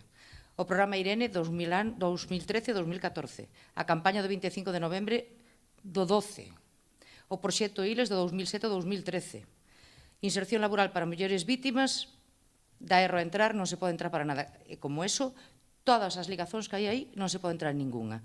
Eu penso que debería estar actualizada para saber as mulleres que queiran acceder a esa páxina para poder obter información de todo tipo. Me parece a min que para que temos unha páxina se non sirve para nada, porque non hai ningunha información, uns cuantos PDFs e nada máis. Entón, apostamos porque se faga mellor as cousas, estánse facendo moitas cousas ben, tamén hai que dicilo, non vamos a dicir o contrario, pero todo se pode mellorar. Moitas grazas. Vamos a votar a favor, por certo. Moitas grazas, señora Teso. Señora Fouces, ten a palabra. Bueno, bo día. Nos, efectivamente, tamén vamos a votar a favor, como dixemos na comisión, porque nos parece que todas as forzas son poucas para impulsar a loita contra a violencia. Efectivamente, todo se pode mellorar. Na página web é necesario actualizar a documentación. Non temos ningún inconvinte en acelerar todo isto. Non depende solamente do Servicio de Igualdade, depende de outros estamentos e de outros servizos, e ás veces hai atasco e hai problemas, pero, bueno, non hai problema por intentar axilizar máis ese tema. Por outra banda, todas as preguntas que se fan ao respecto da participación e demais está todo recollido en todos os expedientes que están perfectamente a disposición de todas as concelleiras e os concelleiros que os queran consultar e eles o saben. Moitas grazas. Algúnha intervención máis, señora Moreira? Moitas grazas. A día de hoxe non hai informes dos avances logrados nesta liña estratégica, e se os hai, non se coñecen. Tampouco se as actividades realizadas permiten acadar os obxectivos previstos e non se contempla para nada o proceso de participación da sociedade civil. Aquí só se ten en conta ao Consello da Muller e o CIN. Entes que deben estar, pero non só eles. Ademais, é un plan que non ten ningunha liña estratégica de traballo cos restos departamentos e servizos do Concello. Ten que ser unha ferramenta que saia do CIN. As violencias machistas é unha problemática que nos afecta a todas e todos, e por iso debemos abordarla contando con todas e todos. Moitas grazas. Moitas grazas, señora Moreira. Sométese o punto a votación. Votos en contra, ningún. Abstención, ningunha. Votos a favor. Apróbase por unanimidade dos concelleiros e concelleiras presentes. Pásase ao punto número 16. Proposición do Grupo Municipal de Marea Pontevedra para a habilitación polo Concello dun comedor social alternativo en domingos e festivos. Señora secretaria. Gracias. Está no expediente o ditame favorable da Comisión de Benestar Social, segundo o ditame polas correccións que se fixeron no texto. Moitas grazas. Ben, polo tanto, con ditame favorable, ten a palabra señora Moreira.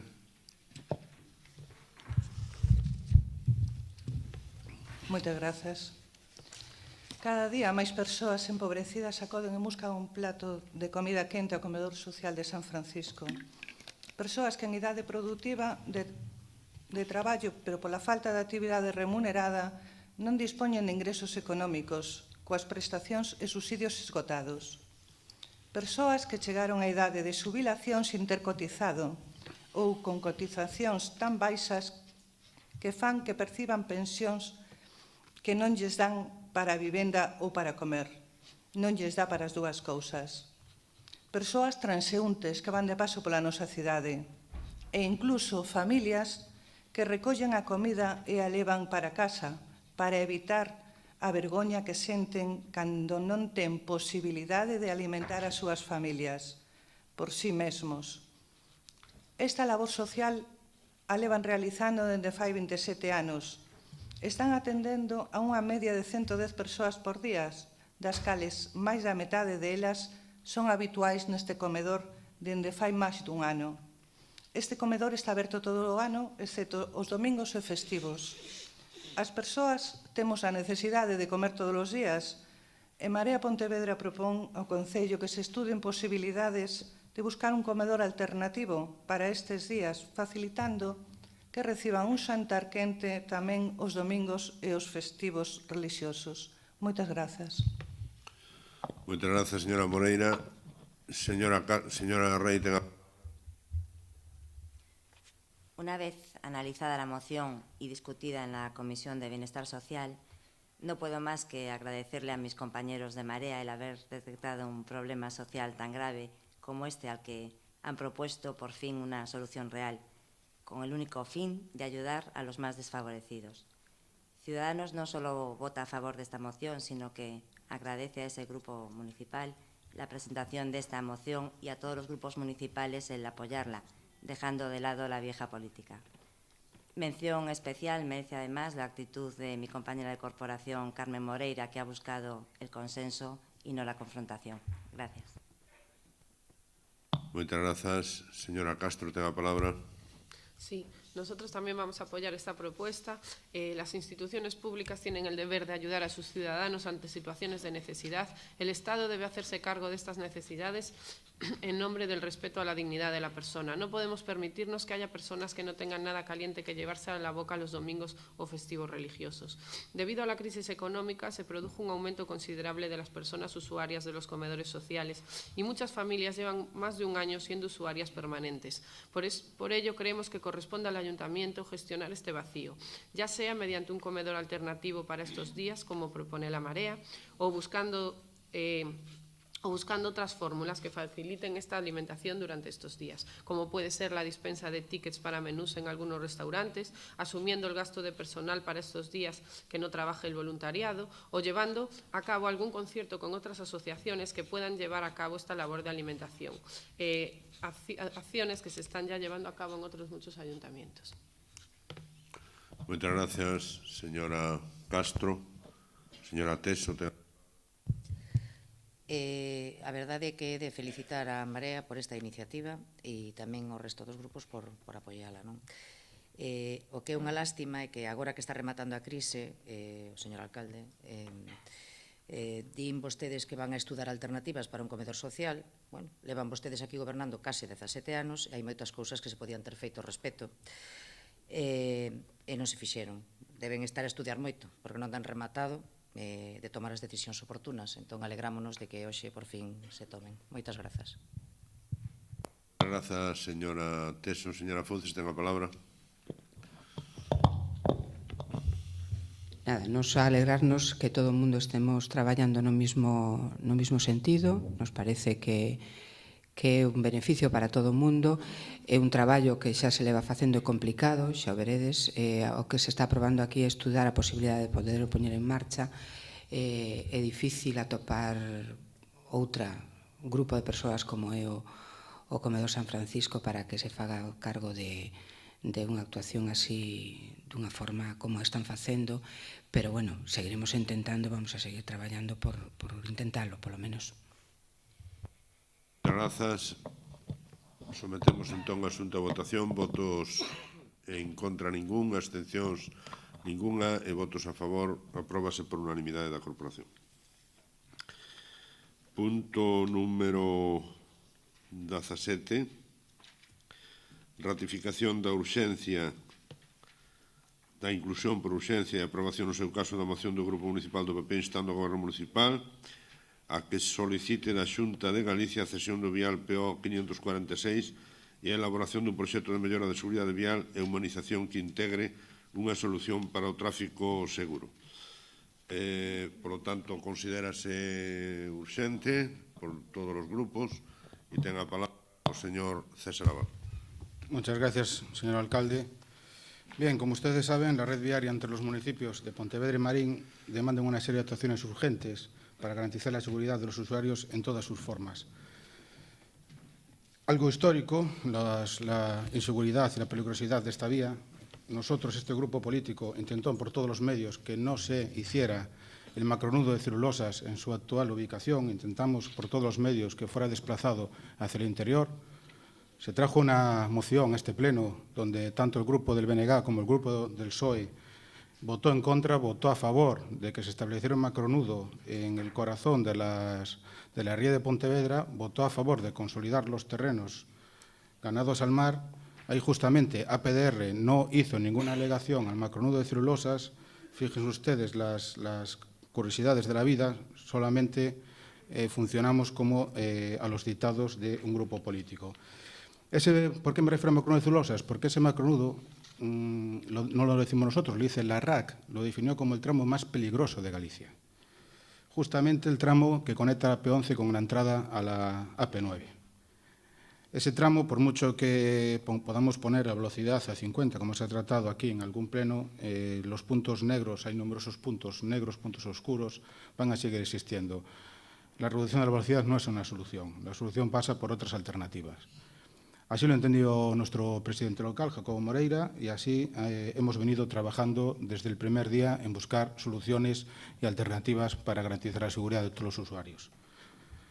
Es conocido que hemos logrado que se instalasen paneles de señalización vertical en la carretera antigua de Marín, en la PO 546, para garantizar y advertir a los conductores de que ese tramo y de respetar las normas en ese tramo para los ciclistas, y también nuestro compromiso, que así se ha visto reflejado en los presupuestos generales del Estado, de una consignación de 300.000 euros para conseguir el anhelado paseo entre Pontevedra y Marín, que además de peatonal esperemos que también contemple un carril ciclista para todos los usuarios.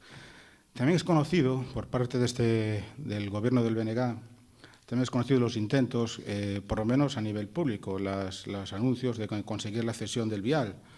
El antiguo concejal de urbanismo del Concello de Pontevedra tiene manifestado públicamente en numerosas ocasiones el anhelo de este gobierno por conseguir esa cesión. Incluso en el año 2012 se llegó a plantear el poder actuar en el tramo de la carretera vieja de Marín, actuar en el tramo entre la rotonda de Fernández Ladrera y la Casa del Mar, para dar mayor seguridad al colegio, en el propio centro de salud, sin solicitar su cesión porque se entendía que la Xunta no le iba a ceder.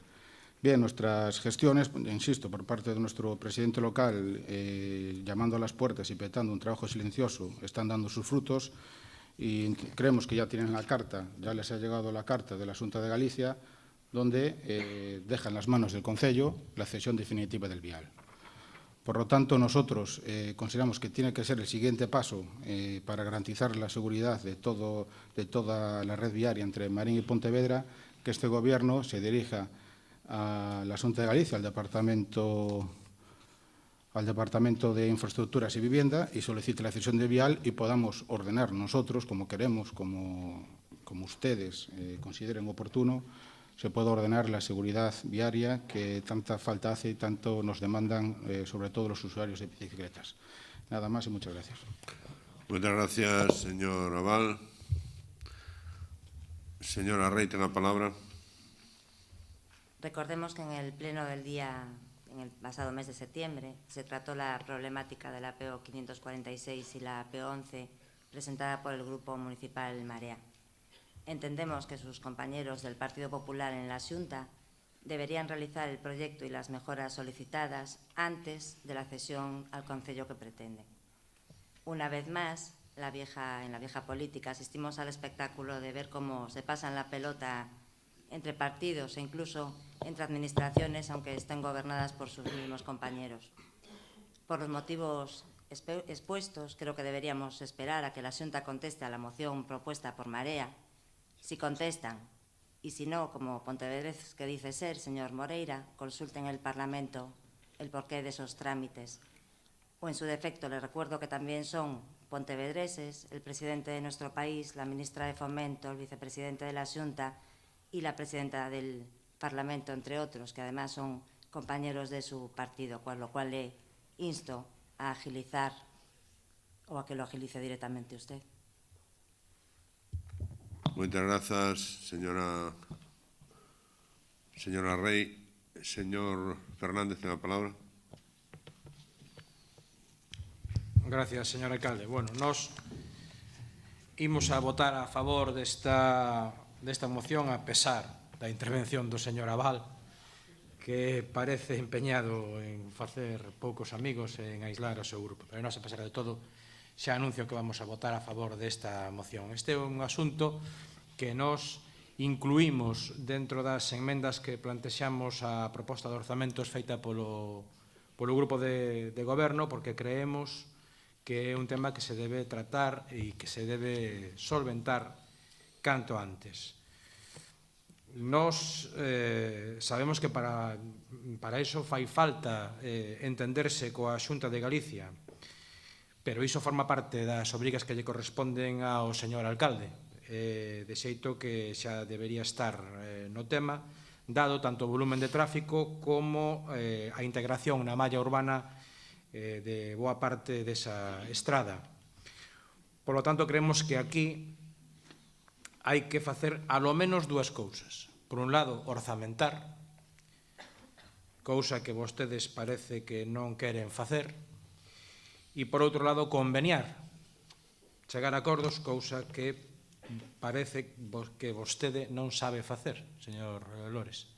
Pero non perdemos a esperanza que nos próximos 100 días, porque xa pasaron 6.000, a ver se nos próximos 100 días é capaz vostede de aprender algo da palabra conveniar, acordar, consensuar, e é capaz, neste caso, de sacar adiante un tema que non nos parece moi importante. Hai unha moi importante parte da población que utiliza esa estrada e que é necesario actuar sobre ela. Por lo tanto, si me permite decirlo, poña esas pilas e intente chegar a algún acordo beneficioso para Pontevedra, non só van a ser acordos de pagarlle a Sogama, a ver se somos capaces de arrancar tamén algo da Xunta de Galicia. Nada máis e moitas gracias. Moitas grazas. Ten a palabra o señor Mosqueira. Gracias, señor alcalde. Bos días a todos e a todas. Ante de nada, unha precisión. Eu creo que sigo sendo concelleiro de infraestructuras neste concello. Entonces, hai unha cuestión, lendo a moción, casi había que remedar aquilo de que, como era aquilo, éncheme de orgullo e satisfacción. Digo porque parte de un suposto, que para facer un vial seguro, amável, que funcione ben cara aos viandantes e cara aos ciclistas, parece que ten que ser do Concello. Parece que a Xunta desto non entende nada, nin quixo entender, nin fai nada en este aspecto. E a desgracia que é verdad. A desgracia é que é verdad. Temos aí os 531, temos todas. O sea, é imposible, ofreceuse por activa e por pasiva, facer algunha actuación aí e non quixo, nin quere, nin está, nin se lle agarda. Ben, con respecto á transferencia desta vía, foi ofertada a este Concello, se non me equivoco, pois hai como 7 anos, por aí. Pero cunhas condicións que eran a Xunta non pon un duro. O sea, aí vai o can, verdad? O vial está mal, a capa radura está decente, pero que todas as beiras rúas están francamente mal, entonces para o Concello, pero sin un duro. E a razón de peso é que non temos un duro, temos que gastalo en outras cousas para eso. Nada máis, son plenamente conscientes. Ben, obviamente vamos a votar a favor da moción, pero claro, con todos os respetos aos nosos funcionarios que terán que informar se o vial está en condicións de recepcionalo ou non. Moito nos tememos que a resposta vai ser que non. Moito nos tememos. Por nós, evidentemente, non quedará todo o que se poida facer de seguranza viaria, pois benvido sexa. Hai outros problemas colaterais, obviamente, porque, por exemplo, entonces a vía ata o extremo de Marín, o sea, que está aclarada, é municipal, a partir do extremo de Marín, que é moito máis denso urbanamente, sería da Xunta, bueno, o cacao é fino, pero ainda así, como hai que ir avanzando, pois vamos a votar a favor da moción. Moitas grazas. Señor Rei, ten a palabra. Bueno, moitas gracias. En coherencia con a proposta que obtivo o apoio do resto dos grupos que presentamos no mes de setembro, no pleno do mes de setembro, na que pedíamos desplazar o tráfico pesado a autovía de Marín e o resto dos usos facelos pola estrada Bella a Marín, pois votaremos a favor desta proposición, pero non queremos deixar pasar a oportunidade de sinalar que no informe da Xunta de Galicia que ofrece a posibilidade de que o Concello teña a xestión directa desta vía, pois se di que o seu estado de conservación é razoable, que non existen espazos afundidos e que conta con virarrúas ao longo de todo o seu percorrido. Nos pensamos que iso non é certo, non responde á realidade. É unha afirmación bastante discutible. Non é discutible que as características que ten son basicamente urbanas e, polo tanto, pois parece axeitado que o Concello de Pontevedra se asuma directamente. Bueno, votamos a favor, pero con esa salvidade. Señor Rei, entón sométese o... Perdón. Señor Aval, ten a palabra. Gracias, señor alcalde. Respondiendo por orden de intervención, señora Rey, la verdad me lo sigue poniendo usted muy difícil, muy difícil. Si trae el papel leído de casa, si hubiera prestado atención a mi intervención, se hubiera dado cuenta que le he enseñado la respuesta de la carta de la Xunta. Pero no obstante, se lo han enviado a todos los grupos políticos. Espero que se lean los documentos antes de traérselo aquí y se deje, insisto, de titulares de prensa. Escribo en relación co acordo do Pleno de Pontevedra de data 22 de setembro de 2015, no que exista as administraciones titulares das estradas PO546 e PO11 a realización dunha extrema actuacións. Así empieza la respuesta. Tiene usted la respuesta, ¿qué acaba de decir? Por favor, señora Rey, por favor. Señor Mosquera, acaba de decir usted que hace 7 años la Xunta ofertó el vial. Yo lo desconozco, no obstante, estamos hablando de la Xunta del bipartito hace 7 años. Fíjese usted, yo lo desconozco, pero bueno. Dijo usted 7, bien. No obstante, allí no constan los expedientes, se lo puedo asegurar. Gracias por recordarnos que es usted el concejal de Infraestructuras, que ya lo teníamos olvidado, no nosotros, sino todos los pontevedreses. Ha hecho usted bien en recordarlo aquí, hace falta que lo recuerde más veces. Y decirle que si ustedes consideran que tiene que haber parte, que la Xunta tiene que asumir parte de la infraestructura, nos parece muy bien. Eso es su labor de gobierno y gestionar el convenio. Nosotros no pondremos trabas a todo eso. No obstante, recordarle que ha habido numerosas cesiones de viales en el Concello y en ninguna han solicitado esto. Puedo referirme a la avenida de Marín, donde optaron el vial, la avenida de Compostela, otras de la Diputación como la de Buenos Aires, etcétera. No le ponga trabas, ahora que por fin tenemos la cesión. Y muy bien, los señores de Marea sí se han leído la carta, han visto que sí dice eso, la tienen todos los grupos, señora Rey, y esperemos que por fin tengamos ese vial, que si ustedes consideran que se debe hacer un convenio en esa cesión, pues adelante, nosotros empujaremos a que eso sea posible, pero que no sea un impedimento, no obstante, que no sea un impedimento para conseguir esa ansiada cesión, nada más.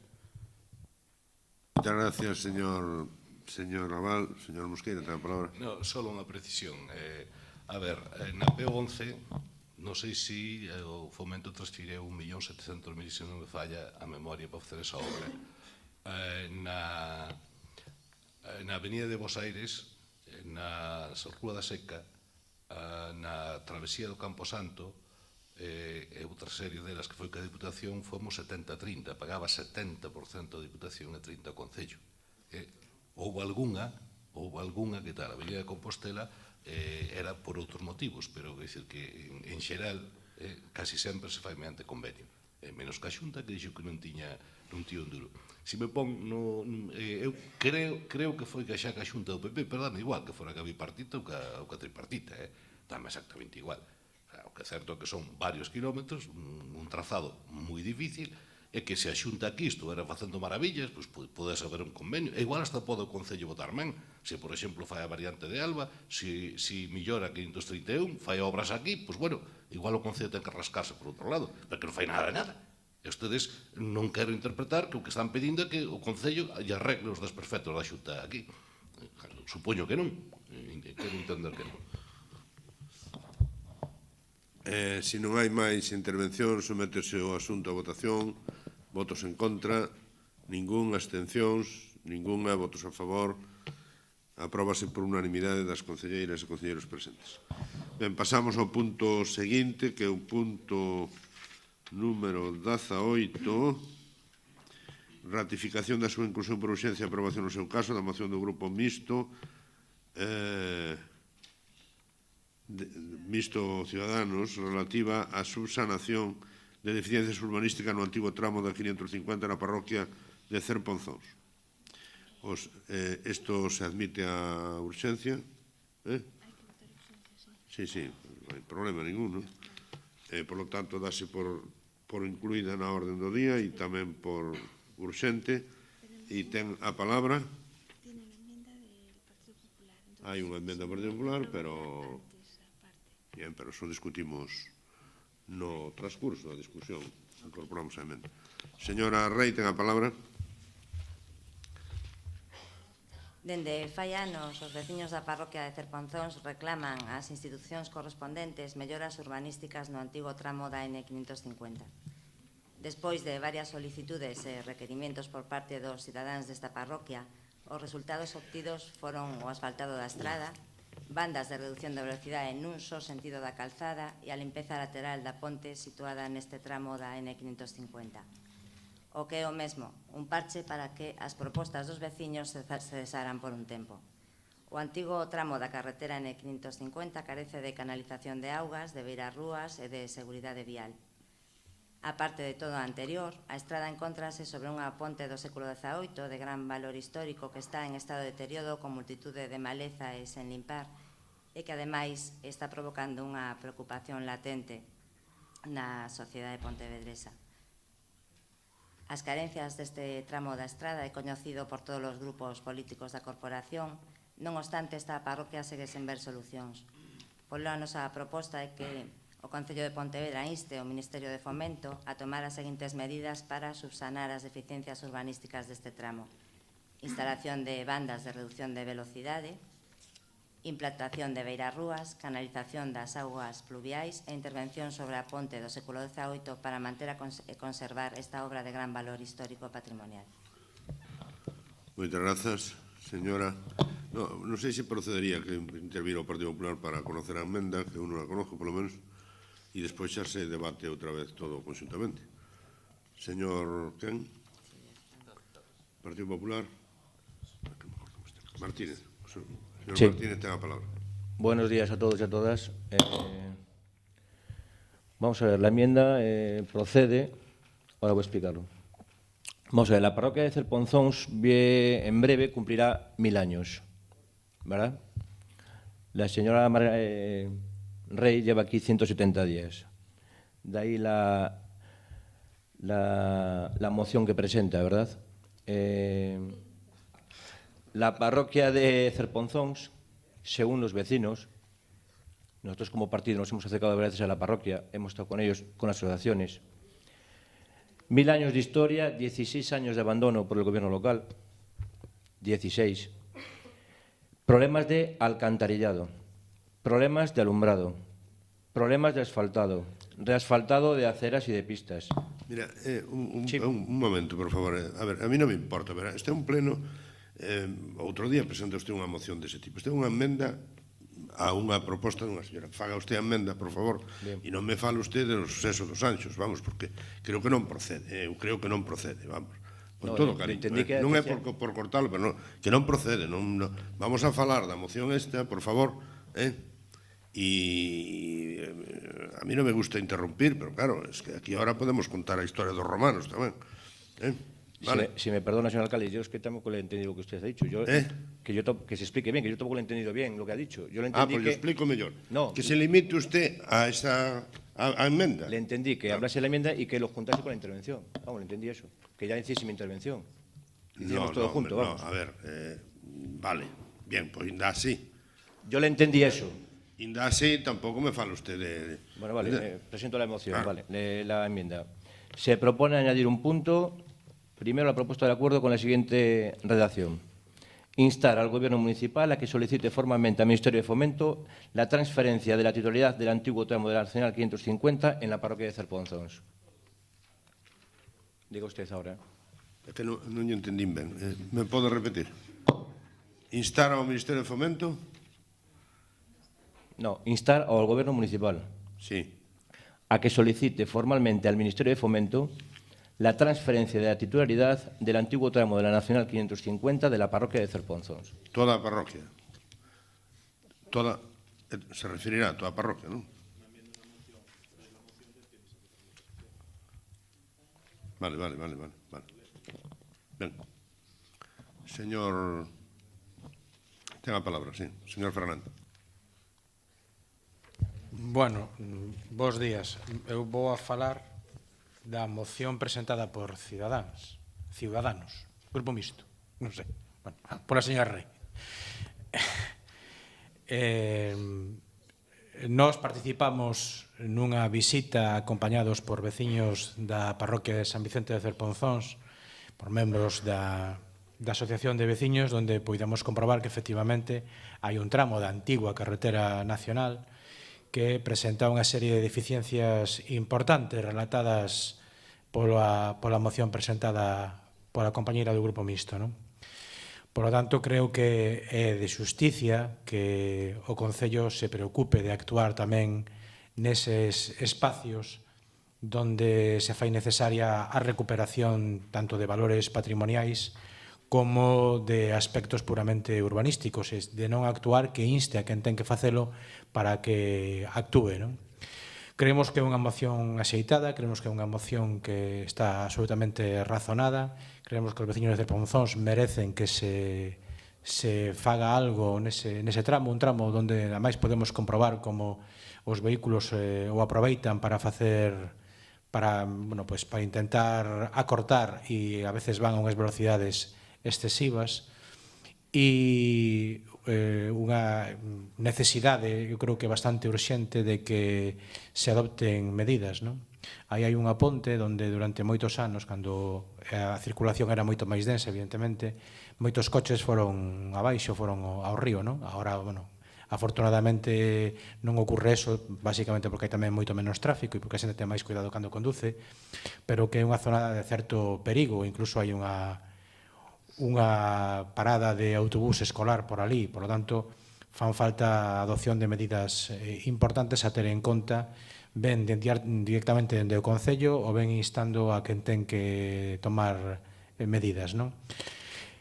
E con respecto á emenda presentada por o Partido Popular, a nós non nos parece mal que se inste o Concello de Fomento a transferencia dese trozo de carretera, non? O que pasa é que eu sí que aí coincido, para que logo non diga que non coincido nada con el, co señor Mosquera, non? É dicir, que se pide a transferencia, haberá que pedir tamén mediante un convenio onde o Ministerio, neste caso, se comprometa ás inversións necesarias para transferila en unhas condicións axeitadas, non? En todo caso, non nos parece mal solicitalo e, por tanto, non sei se se vai a votar ou non se vai a votar, non sei se a compañía do Grupo Mixto vai aceptar ou non, pero que quede constancia de que a moción presentada por o Grupo Mixto vai a ser apoiada polo Partido Socialista. Moitas grazas, señor Rei. Só un minuto. Nós tamén imos apoiar a moción. A respecto da emenda que formula o PP imos absternos. Vale. Entendo que se votan por separado, non? Sí, si non é asumida por todos, é por separado, claro. Se vota a primeira emenda, sí. Señor Mosqueira, ten a palabra. Sí. Señor Martín. Sigo sin entender lo que pasó antes, pero bueno, yo quería aprovechar la presentación de la enmienda pues con mi intervención. Creo que se hace otras veces, llevo poco tiempo, pero creo que se hace otras veces. Señor Mosquera hace uso de la palabra cuando a veces quiere y hace explicaciones y nadie le dice nada. Yo quería hacer uso simplemente de presentar la enmienda y hacer ya la intervención. ¿Usted me lo ha interrumpido o no? Ha sido demasiado puntillista con... Pido disculpas por si fun vehemente a hora de decirlo, pero o que quería decirlle que non fai falta que se me vaya usted aos romanos para explicarme que quere mellorar a carretera 550, non? Claro, es que simplemente por eso, además, sobre todo, cando era unha emenda, non é a moción inteira. En todo caso, usted mismo. Yo quería hacer la exposición de la moción tamén, en sí. Usted me entende perfectamente, señor Martín, porque eu creo que é suficientemente inteligente para entenderme. Ademais, é que estou convencido que me entende perfectamente o que lle quixen decir. Por lo tanto, non vou a discutir máis con usted. Entro en el tema de la moción. Lo que venía diciendo antes, ¿no? La parroquia de Cerponzóns tiene 1000 años de historia y la señora Rey viene aquí a descubrirla en sus 170 días. Cerponzóns tiene muchos más problemas que el vial de la Nacional 550. Nosotros lo reconocemos, evidentemente. Y ya adelantamos que vamos a votar a favor de la moción. No estamos en contra de ella. Ahora, nos da la sensación de que la señora Rey viene aquí a ponerse una medalla, obviando otros problemas. La señora Rey nos da lecciones en su intervención de la vieja y la nueva política. Siempre tiene la complicidad. Yo no sé por qué aún no está usted de este lado, señora Rey. Sí. Yo no sé si no me parece respetuoso que estén poniendo esas caras ni esos gestos cuando uno interviene, de verdad. Como le decía, 170 días que lleva usted aquí, María Rey, jugando al gato y al ratón. Un día soy gobierno, otro día soy oposición, que bien me queda. Sin definirse, buscando siempre la complicidad de su equipo de gobierno. No sé qué... Yo, debería estar aquí sentada con la oposición. Sigue sin definirse. Cuando Cuando alguien quiere conocer los problemas de una parroquia, tiene que visitarla, tiene que hablar con los vecinos. Usted, en su nueva política, consulta los problemas por Internet. Claro, de ahí salen estas mociones. Ya le digo, vamos a votar a favor de la moción, porque defendemos siempre a los vecinos de Cerponzóns, defendemos las inquietudes que tienen. Como partido ya hemos impulsado hace un año exactamente, el 29 de noviembre de 2014, la implantación del césped artificial en el campo de fútbol, con el apoyo del 50% de la Diputación, y no nos hemos colgado ninguna medalla por ello. Entonces, señora Rey, los problemas de los vecinos se defienden en una moción como debe ser. Claro, esta moción que insta usted al Concello, claro, usted puede entrar al Concello, los 16 años que llevan gobernando, usted los obvia. Todas las deficiencias que tiene la parroquia, todo lo que no tiene, usted al Concello no le exige absolutamente nada al Ayuntamiento, al Gobierno. Usted presenta una moción y dice que inste al Concello a pedir a Fomento. Vale, vale. Si eso es defender a los vecinos. Nada más, señorita Rey, nada más a todos. Muchas gracias, señor Martínez. Señor Mosquera, tenga a palabra. Sí, gracias, señor alcalde. A verdade que hai lóxicas que son difíciles de entender, non? Creo que hai un problema. Por outro lado, problema relativamente frecuente en estas variantes non, que quedan ao rectificar as estradas, que sempre van co Fomento, a Xunta, sempre vai moi apurada de orzamento e, ao final, nunha decente transfire estas variantes. Neste caso falamos de Cerponzóns, pero hai algunha outra. Non é máis, intentamos algunha vez regularizar todas estas desvíos, variantes, tramos que quedaron sin uso, con uso, pero sin o uso que tían primitivamente, non? Que era ser o vial da 550, que sempre hubo unha serie de dificultades, nunca había medios en Fomento para resolvelo e demais. É oportuna moción, polo tanto, vamos a apoiar, e tamén a emenda que presenta o PP, condicionada a unha negociación de que melloras fai Fomento antes de que o Concello poida asumir ese tramo. Ora, a lógica de intervención non a entendín, porque resulta que se hai moito máis problemas tampouco resolvemos este. Estamos falando deste problema. Casi será mellor facer algo por resolver este e xa virán os outros, os problemas, claro que hai, só faltaría que non houbera, habrá que intentar resolvelo e lo resolvendo, pero non entendo, non logramos captar a lógica da intervención. Como non se fala de outros problemas, entonces este, non? Bueno, estamos con este, intentemos resolvelo, que, por certo, como dixen antes, xa se fixeron algunhas xestións periódicamente, cando nos reunimos co Ministerio de Fomento, fálase periódicamente destes tramos, dos problemas que poden ter, pero ao final sempre hai certas dificultades. A ver se con un acordo plenario logramos que vaya adiante e que Fomento se rasca un pouquiño os fondos para facer algunha actuación ali que millore este vial. Vamos a votar a favor, creemos que non é moito máis que discutir.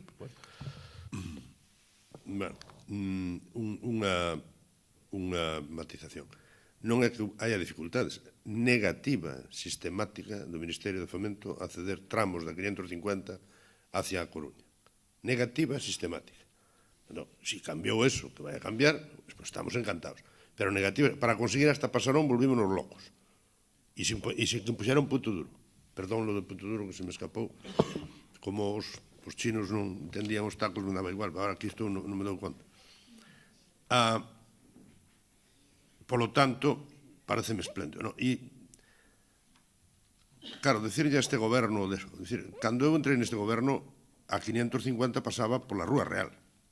Entre 7 e 10.000 vehículos. E logo seguía por Joaquín Costa, soportais da Ferrería, Joaquín Costa, Avenida de Vigo, e a plaza da Glorieta de Compostela.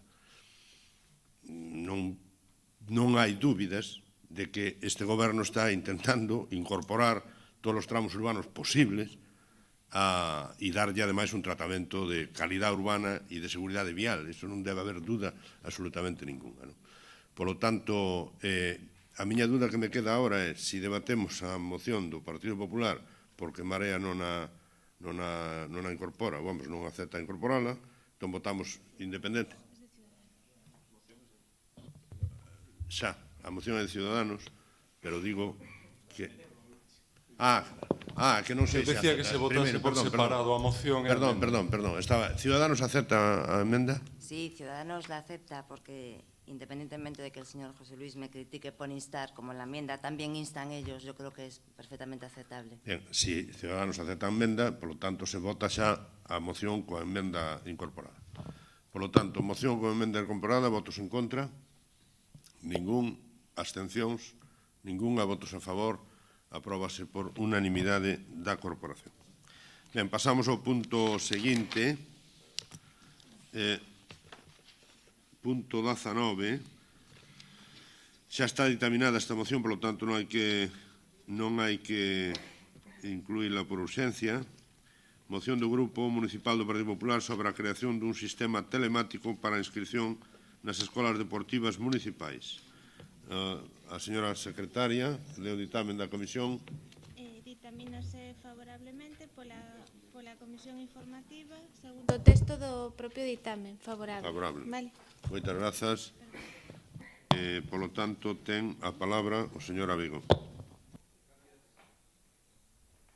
Gracias, señor alcalde. Buenos días, señoras y señores concejalas, concejales, compañeros de esta corporación, funcionarios del ayuntamiento, medios de comunicación y a todos los asistentes al pleno de hoy. Una puntualización que me gustaría hacer al principio de mi intervención, señor alcalde, es que el nombre exacto de mis compañeros de corporación son Iván Puentes y José Luis Martín. Me gustaría y le agradecería que por favor se los aprendiera, como hemos hecho la mayor parte de los miembros de esta corporación. Quiero empezar mi intervención de hoy poniendo en valor la práctica de la actividad física y el deporte como agentes preventivos de muchas enfermedades. Repito, poniendo en valor la práctica de la actividad física y el deporte como agentes preventivos de muchas enfermedades, pero especialmente de una, en la que hace pocos días este ayuntamiento participó de una manera muy activa con el fin de lograr una mayor sensibilización y visualización. Me estoy refiriendo a la diabetes. Pues el pasado día 14 de noviembre se celebró en Pontevedra, como en muchas ciudades del planeta, el Día Mundial de la Diabetes. Antes de que me olvide, quiero felicitar en nombre de nuestro grupo a la Asociación Anedia por el trabajo que vienen realizando esta organización en todos los actos programados. Hoy, al igual que el pasado día 14, en apoyo a esta causa, vengo vestido de azul, que es el color de la diabetes, una enfermedad en continuo aumento y cuyas cifras de afectados en España son alarmantes. El 14% de la población la padece, lo que supone que en España hay más de 5 millones de personas y de las cuales 30.000 son niños diabéticos. La práctica regular del ejercicio físico es sabido por todos que reporta beneficios a cualquier persona, pero el ejercicio y el deporte juegan un papel muy importante en el control de la diabetes, ya que existe una clara relación entre la actividad física y la mejora de los niveles de azúcar. De hecho, que la OMS aconseja que si no queremos ser personas sedentarias, para evitar esta epidemia, evidentemente, deberíamos de practicar alrededor de 30 minutos, 5 días a la semana, algún deporte o ejercicio moderado. Pues bien, la actividad física y el deporte, repito, son uno de los pilares fundamentales en la prevención de la diabetes tipo 2, que a diferencia de la diabetes tipo 1, puede afectar a personas de cualquier edad y por ello ninguno de los aquí presentes, concejales, alcalde, público asistente, estamos libres de contraerla. Algo parecido a lo que nos explicara la señora Da Silva con respecto a la discapacidad y la diversidad funcional, que con el paso del tiempo nadie está libre de que sus capacidades se vayan mermando.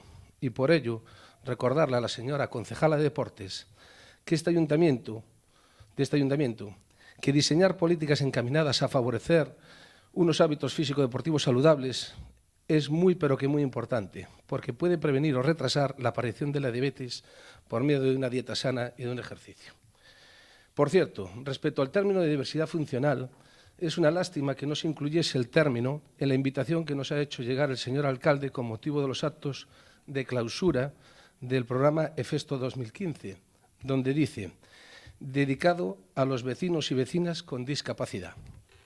Como no podía ser de otra manera, el día de la carrera de la diabetes, esa jornada lúdica y educacional, 3 concejales del Grupo Municipal del Partido Popular, nuestro portavoz Jacobo Moreira, mi compañero José Luis Martín, que no Martínez, y yo mismo estuvimos presentes apoyando esta causa para la que cualquier esfuerzo es poco. Es más, en la edición del año pasado también participó el concejal popular César Aval, que fue el único de esta corporación municipal que apoyó el evento corriendo en la misma.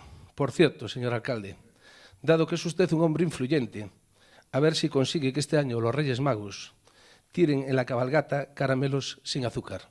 Estoy seguro que muchos niños que viven con la diabetes se lo agradecerán. Me he permitido explicar esto porque, repito, es absolutamente necesario dar a conocer esa otra versión del deporte que nada tiene que ver con el podio ni con las medallas, que es el deporte salud, destacando la importancia que el mismo tiene sobre esta y como agente preventivo de enfermedades. En otra ocasión les hablaré de la receta deportiva, que es una iniciativa que se puso en marcha en el municipio de Guecho, con motivo del reconocimiento de la localidad como Ciudad Europea del Deporte 2014. Esto, señora concejala de Deportes, es a lo que tenemos que aspirar en Pontevedra, a ser Ciudad Europea del Deporte y dejarnos de cuentos chinos. Y dicho lo anterior, señora Ribeiro, espero que esté totalmente recuperada del mal trago que tuvo que pasar al leer la moción que este grupo presentó en materia deportiva en un pleno pasado, donde reivindicábamos la necesidad y la creación y desarrollo de políticas para impulsar actuaciones que lograsen la igualdad entre hombres y mujeres en el deporte. Le digo esto porque después de escucharla y también de cotejar el acta en dicho pleno, dicha moción, primero, y son palabras que usted ha pronunciado, le produjo un pequeño cabreo y que cuando entró en la lectura rápida del texto, este cabreo inicial se convirtió en una cierta angustia, tristeza, incluso estupefacción. Bueno, lo de estupefacción, con lo que ello conlleva, una disminución de la actividad de las funciones intelectuales, asombroso. Como comprenderá, señora Ribeiro, mi intención no fue originarle intencionadamente semejantes síntomas, y en lo sucesivo seré extremadamente cuidadoso para que las mociones que presente este grupo en materia deportiva no afecte en absoluto a su estado de salud. Tiene usted mi palabra. Por otro lado, sí he de confesarle que yo le rogaría que por favor mantuviera el mismo respeto que tenemos este grupo en sus intervenciones, por lo menos que lo intentasen. Por otro lado,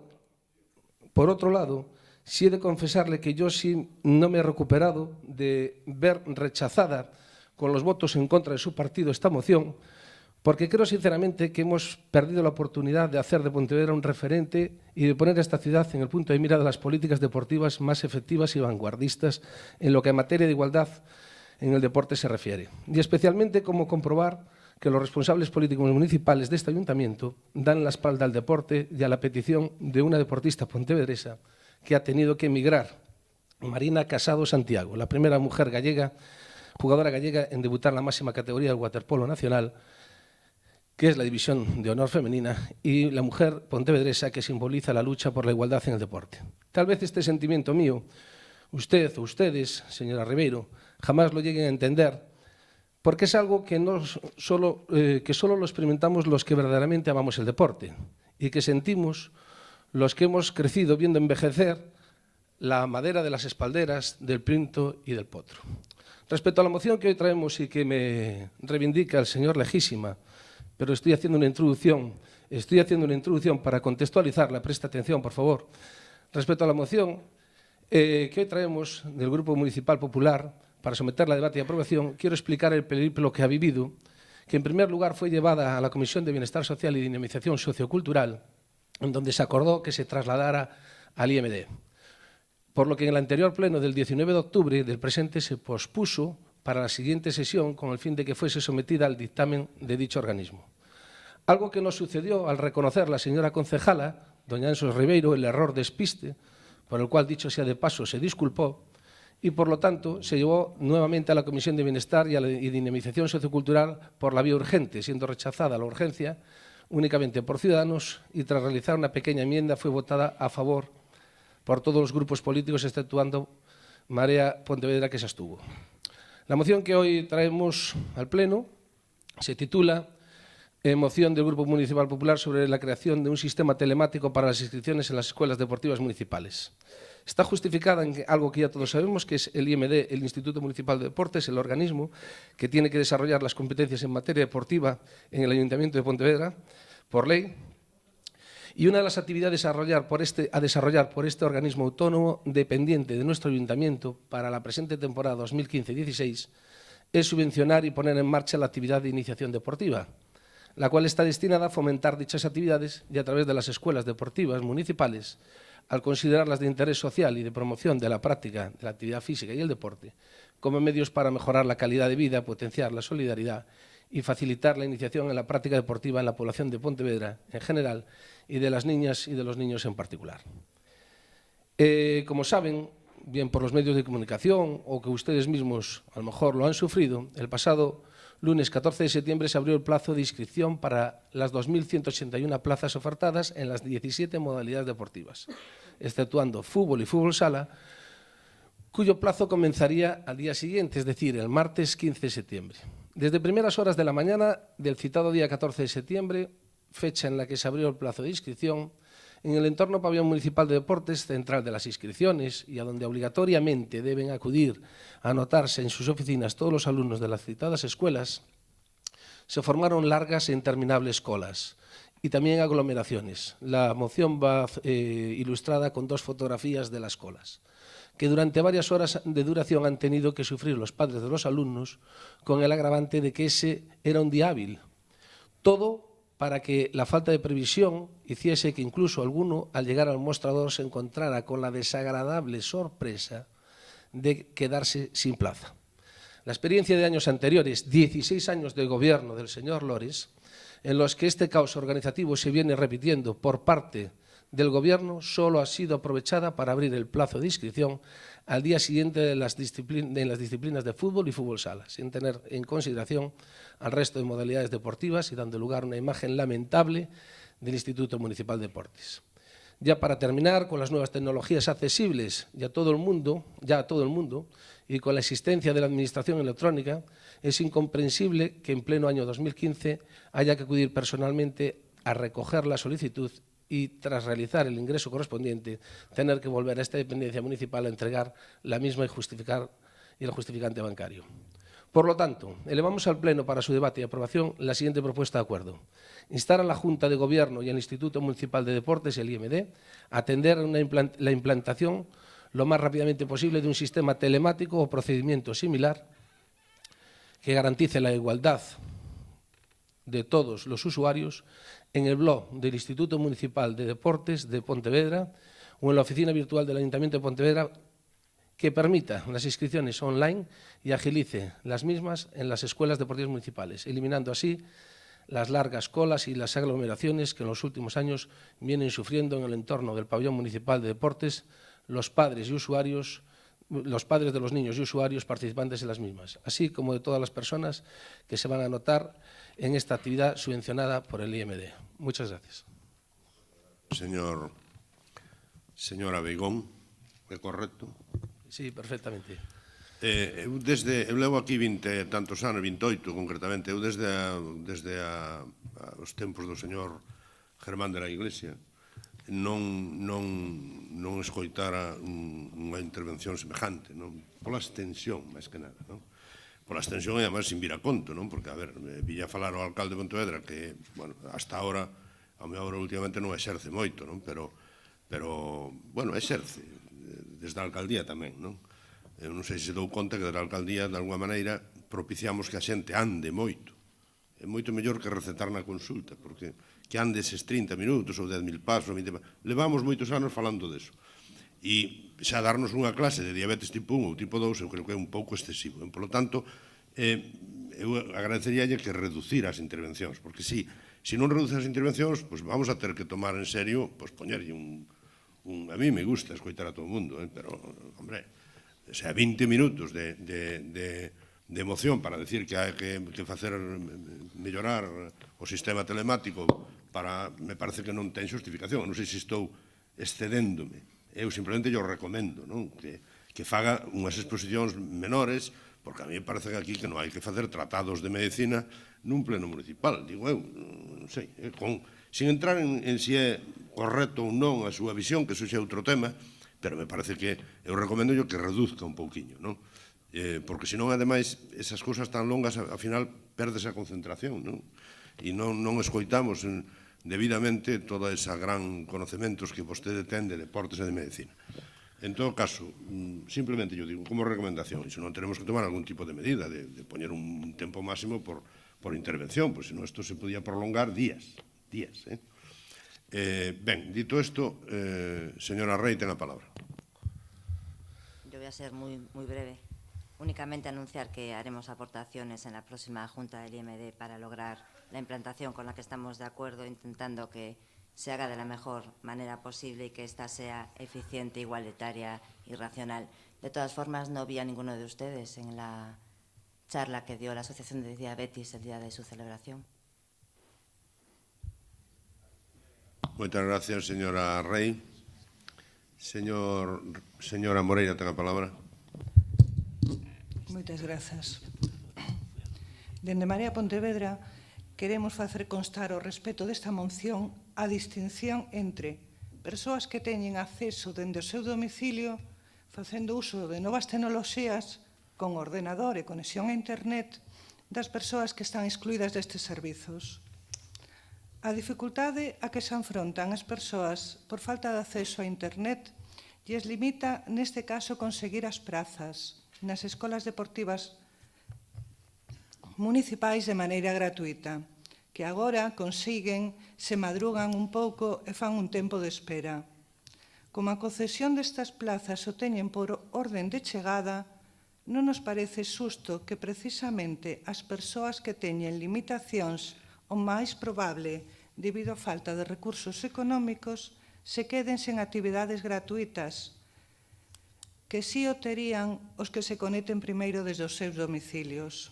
Comprendemos que habería que instalarse estas tecnoloxías nas inscripcións nas escolas deportivas, pero tamén habería que ordear outra forma de acceso en relación ás rendas que perciben para facilitar este acceso universal a calquera persoa interesada nestas actividades. Polo que todo isto non podemos votar a favor, nin sequera absternos, sino votar en contra desta moción. Moitas grazas. Moitas grazas, señora Moreira. Señor Fernández, ten a palabra. Gracias, señor alcalde. Bueno, despois desta breve, concisa e concreta exposición que fixo o ponente, eu vou intentar ser todavía máis breve, máis conciso e máis concreto. A ver, nós vamos a votar a favor porque entendemos que non se lle poden poñer portas ao campo e evidentemente que a telemática ten que entrar en todo, non? Xa se intentou, xa se fixeron algunhas probas no seu momento, se intentou facelo, non é fácil, ten a súa complexidade, non? Pero é certo que de algún xeito ou outro pois hai que levar tamén a posibilidade de que de forma complementaria e non excluinte, por tanto, se pode utilizar a telemática para inscribirse nas escolas deportivas. De todas formas, aquí se fixo algunhas afirmacións algo, se me permite a expresión, apocalípticas acerca de como funcionan as escolas deportivas e o Grupo Socialista non pode estar de acordo. É dicir, é certo que cando se abren as escolas deportivas o primeiro día, sobre todo o primeiro día, e a veces o segundo, pode haber colas, non son interminables, termínanse e todo o mundo acaba anotándose e inscribíndose. Non suele haber problemas de plazas, salvo en algún club de fútbol moi específico, non suele haber problemas de plazas porque hai que me corrixe se me equivoco a concelleira, pero sobre 2.000 aproximadamente, ampliables, sempre se xogou con esa historia, por tanto, non é un problema de que quen se apunte primeiro ou non se apunte primeiro. Eu, nos 4 anos que votei sendo Concello de Deportes, non coñezo a nadie que se quedara sin entrar nunha escola deportiva porque se lle acabaran as plazas, a verdade. Non sei se hubo algún caso, pero, dende logo, sería absolutamente anecdótico. Por lo tanto, non se pode dicir que Pontevedra non sexa unha cidade volcada e vinculada co deporte, tamén co deporte base. Que se pode mellorar? Por suposto. Pero hai que ser moi riguroso coas afirmacións que se fan, non? Tampouco se pode decir que a telemática limitaría o acceso a aqueles que non teñen capacidade para manexarse en internet ou que non teñen internet, porque eu entendo que o que se está propoñendo que sea unha cuestión complementaria, que o que se queira apuntar de forma personal podrá seguir facendo, e insisto, non coñezo casos de que alguén quedara fora, non? E moito menos se pode falar de discriminacións por motivos económicos cando as escolas deportivas de Pontevedra son un exemplo de acceso de todo o mundo. É dicir, hai que tener en conta tamén, que me corrixe se me equivoco, que creo que está en 50 euros ano. 50 euros ano por unha escola que dura 8 meses. É dicir, non creo que sea un precio moi exagerado, pero aínda así me consta que naqueles casos onde as familias non poden facer frente ao pago, os rapaces e rapazas siguen pertenecendo ás escolas deportivas municipais. Por tanto, non se pode falar, hai que ser xustos cando se critica e cando se aportan cousas. Por tanto, nós apoiaremos esta moción, pero discrepamos da visión que se ten do deporte, entendo, máis que por descoñecemento que por outra cousa. Moitas gracias. Moitas grazas, señor Fernández. Señora, non sei, é que tú non falaste xa, non? Sí, sí. Pois despois, na segunda, na réplica. Do Partido Popular falou, tú non vas a... vale, pois se non queda nada máis, pois... Señora Moreira, ten a palabra. Grazas. Señor Fernández, na mesma comisión na que valoramos este tema, unha persoa non había podido coller plaza. Con iso lle digo todo. A parte, temos coñecemento que as escolas de fútbol sí están moi solicitadas e sí que queda xente fora. Grazas. Alguna intervención, señor Abegón? Gracias, señor alcalde. Decirle al señor alcalde que agradezco su sugerencia, la cual he de tener en cuenta para mis próximas intervenciones, aunque también le ruego y le agradecería que el mismo interés que pone en limitar el tiempo de las intervenciones lo tenga para exigir el respeto, especialmente de los miembros de su grupo, en las intervenciones de los demás. A la señora Rey, sencillamente decirle que a mi juicio me parece un mayor compromiso con una enfermedad, que lo que he tratado en mi exposición, no sé si larga, pero sí de alguna forma que hace honor o hace justicia a un problema social que hoy en día, que a mi juicio me parece un mayor compromiso con la diabetes sudar la camiseta participando de estos eventos que haciendo actos de presencias en una conferencia. En cualquier caso, se deduce que efectivamente se ha detectado que hay un problema en el sistema de inscripciones de las escuelas deportivas municipales.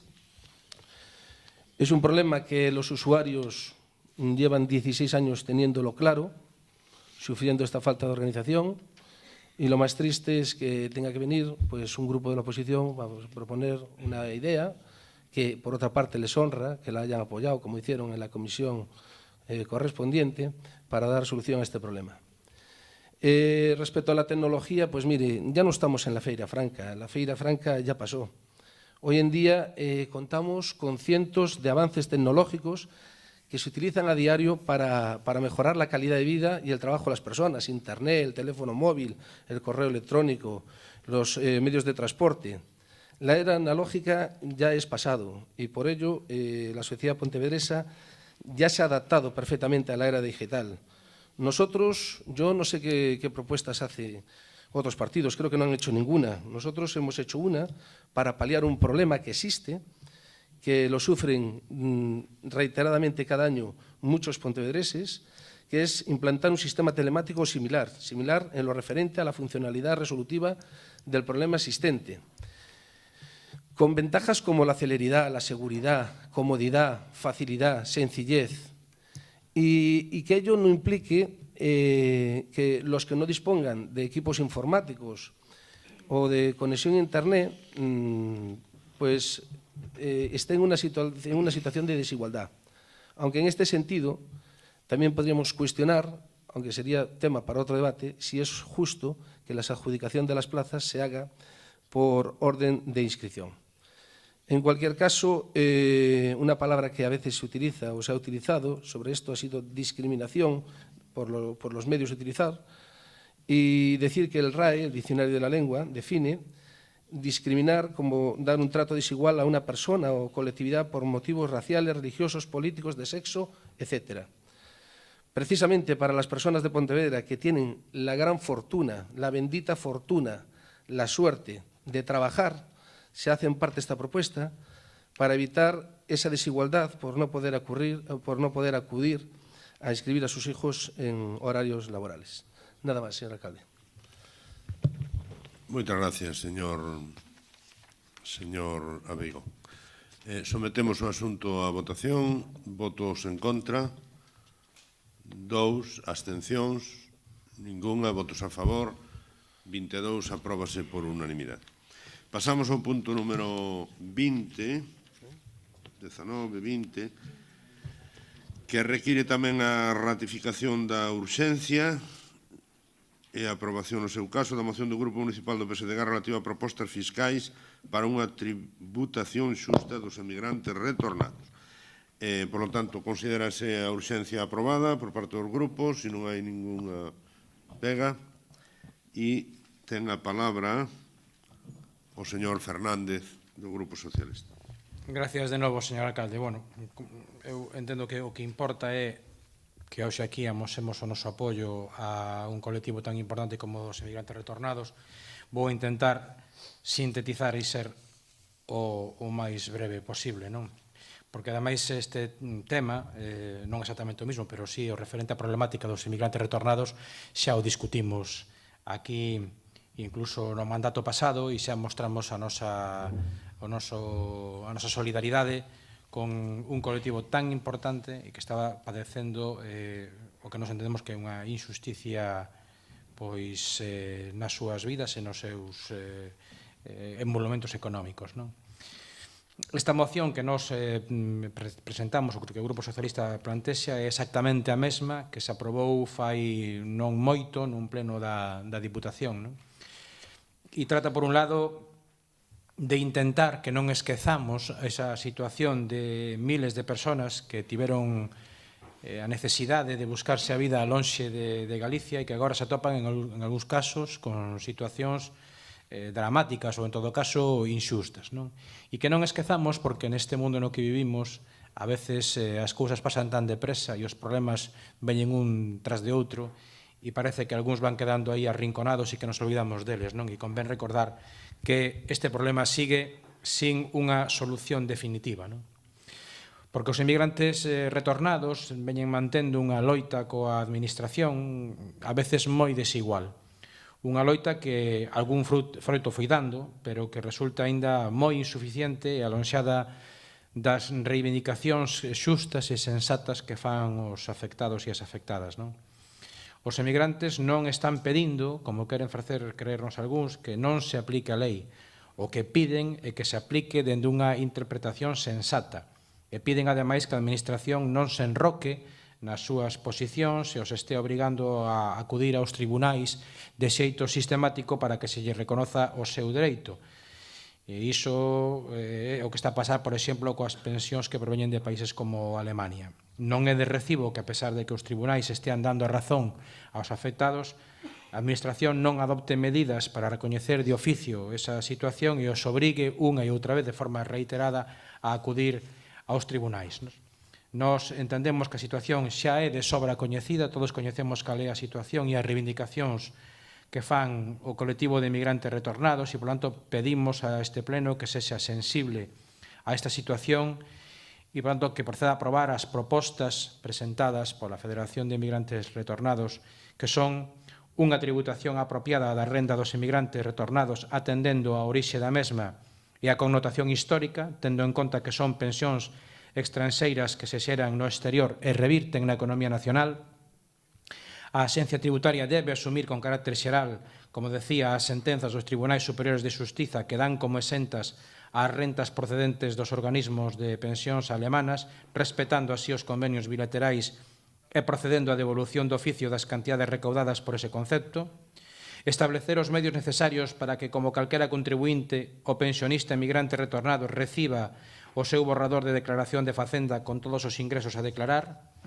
Que se establezan os mecanismos necesarios para a homologación ou convalidación das pensións de invalidez provintes de países estranxeiros e o recoñecemento automático das mesmas por parte da Administración española, conceder medidas de aplazamento extraordinario acorde co proceso de regularización que se levou a cabo anulando os intereses xerados por eses fraccionamentos. Na maioría dos casos, a Axencia Tributaria non respetou un mínimo vital de supervivencia.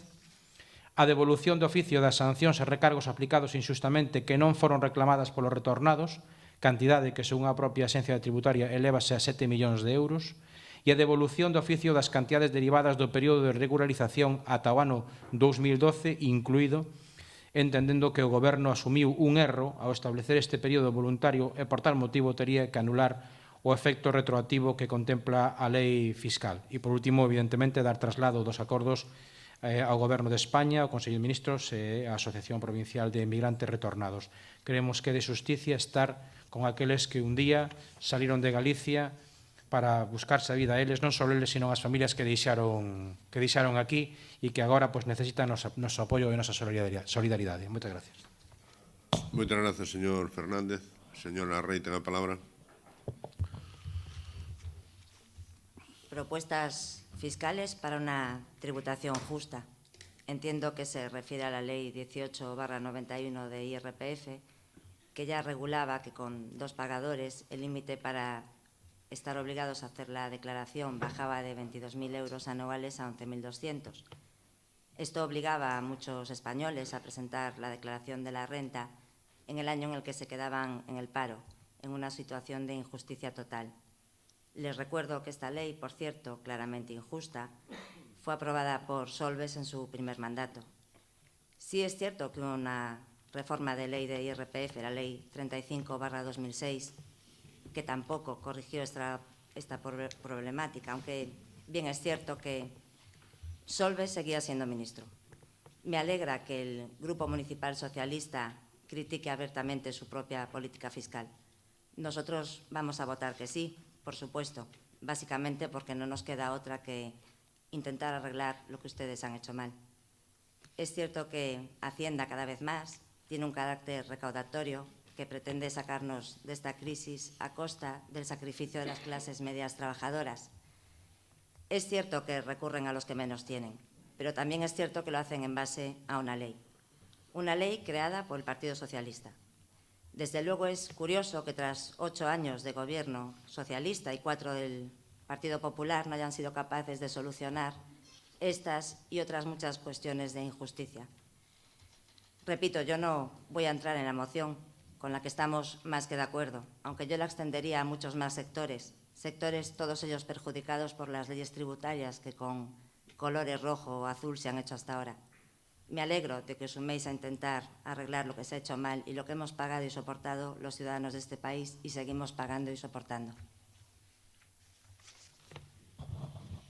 Muchas gracias, Rey. ¿Alguna intervención máis? Señor Moreira, ten a palabra. Sí, gracias, señor presidente. Queremos manifestar ou anunciar o noso voto a favor desta moción para rematar cos problemas, cos disfuncións que hai despois de un feito, creo que non ten precedentes nunca, non? Que un goberno modificara a Lei Xeral Tributaria para atender unha situación puntual dun certo colectivo. Creo que isto hai que poñer en valor.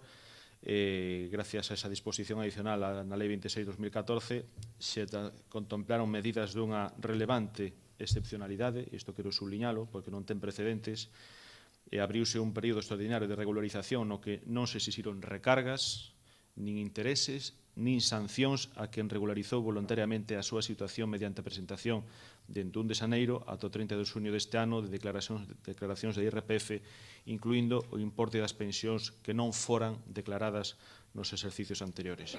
Estableceuse unha condonación de diversos conceptos tributarios que debía ser solicitada nese período e afectou a recargas, intereses e sancións derivadas da presentación de fora de plazo, a intereses e sancións derivadas de liquidacións administrativas e recargas de período executivo e intereses reivindicados no devandito período. Por lo tanto, creo que foi moi importante ese esforzo, sumáronse estas reclamacións moitísimas persoas afectadas. Con respecto ao que se menciona na moción de que a Axencia Tributaria non este atendendo o criterio das sentenzas do Tribunal Superior de Xustiza, quero dicir que dende o Grupo Municipal do Partido Popular defendemos que compartimos o criterio destas sentencias, que a Axencia Tributaria ten que cumplilas, aínda que a Axencia Tributaria atende a criterios das consultas vinculantes da Dirección Xeral de Tributos, pero nós creemos que as sentencias ten que cumplilas nos seus estritos términos. Por lo tanto, creemos que hai que eximir de tributar a todos os retornados a Alemania que estiveran na mesma situación por ese convenio. Ahora xa cambiou no ano 2013 o convenio, pero ata entón está claro que estaban exentas estas rentas. Por lo tanto, vaya por diante o traballo feito xa de antemán, e a nosa aposta e o noso apoio a esta moción en prol dun colectivo que, polos motivos que foran, ou non foi informado debidamente polo que fora, recibiron estas liquidacións coas que non contaban. Pero tamén quero deixar claro que non houbo discriminación algunha cos emigrantes retornados. Si habería discriminación entre uns pensionistas e outros se os retornados non tivesen a obriga de declarar pola pensión que perciben do estranxeiro, xa que ese pago non está suxeito a retención. E o que está claro é que o non emigrante non ten obriga de presentar a declaración porque xa pagou o que lle correspondía, e o emigrante retornado ten a obriga de presentar a declaración e, polo tanto, pagar o que non lle retiveron. Isto é a xustiza tributaria. Pero, en todo caso, entendemos a situación deste colectivo e, por tanto, imos apoiar esta moción. Nada máis e moitas gracias. Moitas gracias, señor Moreira. Señora, non hai máis intervencións. Por lo tanto, sometes a votación. Votos en contra? Ningún. Abstencións? Ninguna. Votos a favor? Apróbase por unanimidade dos concelleiros e concelleiras presentes na corporación. E pasamos ao punto número 21. Ratificación da súa inclusión por urxencia, aprobación no seu caso da moción do BNG asumindo a petición da plataforma de afectados da PO 531 a favor da adopción dunha serie de acordos relacionados coa mellora do referido vial. Se acorda a inclusión por urxencia, como todas as mocións anteriores, e como non hai ditamen, hai ditamen? Hai unha emenda. Hai unha emenda do señor César Abal, pero en todo caso se debatirá no transcurso do debate, valga a redundancia. Señor Mosqueira, ten a palabra. Grazas, señor alcalde. Ben, como xa se deduce do enunciado, o BNG fixo propia e trae a pleno pois un escrito, unha moción elaborada, presentada pola plataforma de afectados da PO 531. Eu teño que felicitar os autores porque dicir as cousas tan claras en tan pouco tempo, en tan pouco espacio, creo que é un labor encomiable. En resumen, o que mal nace despois é difícil de endereitar. Entón, aí houve un proxecto que debe vir do ano 2003, por aí, que era facer unha autovía entre Vilagarcía e Curro e desdoblar e facer unha pseudo-autovía na 531 desde Curro a Pontevedra. Claro, iso conceptualmente, en ordenación do territorio, con todo o que hai construído sobre esa estrada, todas, a actividade que hai comercial, a xente que ten que cruzar, ademais, era un auténtico disparate. Ben, os veciños estiveron protestando, reclamando, incluso como manifestacións públicas bastante sonoras, que iso non podía ser así.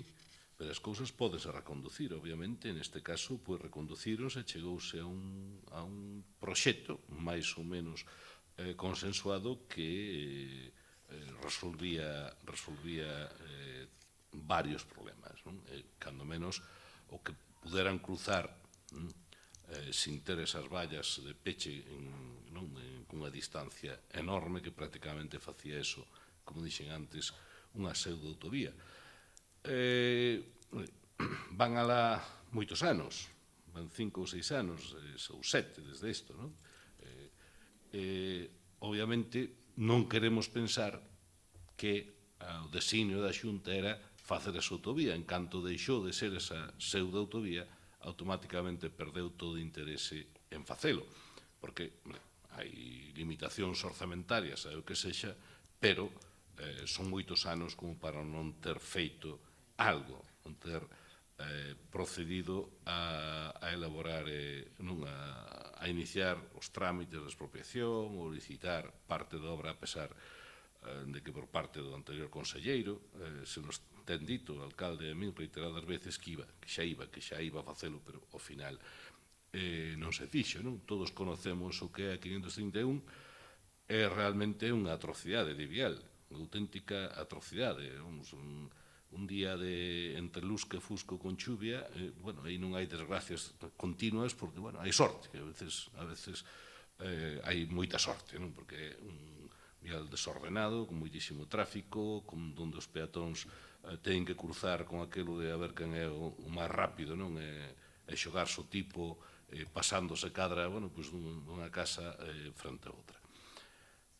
Creemos, repetimos que dar pola vía das conversacións e dicirlo á Xunta, pois non logramos, entendendo incluso que pode haber algún retraso por causa das dificultades orzamentarias, pero que van alá moitos anos e isto non se move para nada e a situación da estrada sigue estando aí e sigue sendo moi mala, non? Polo tanto, creemos oportuno e pedimos o apoio de todos os grupos para esta moción, esta proposta dos afectados da plataforma de afectados pola 531.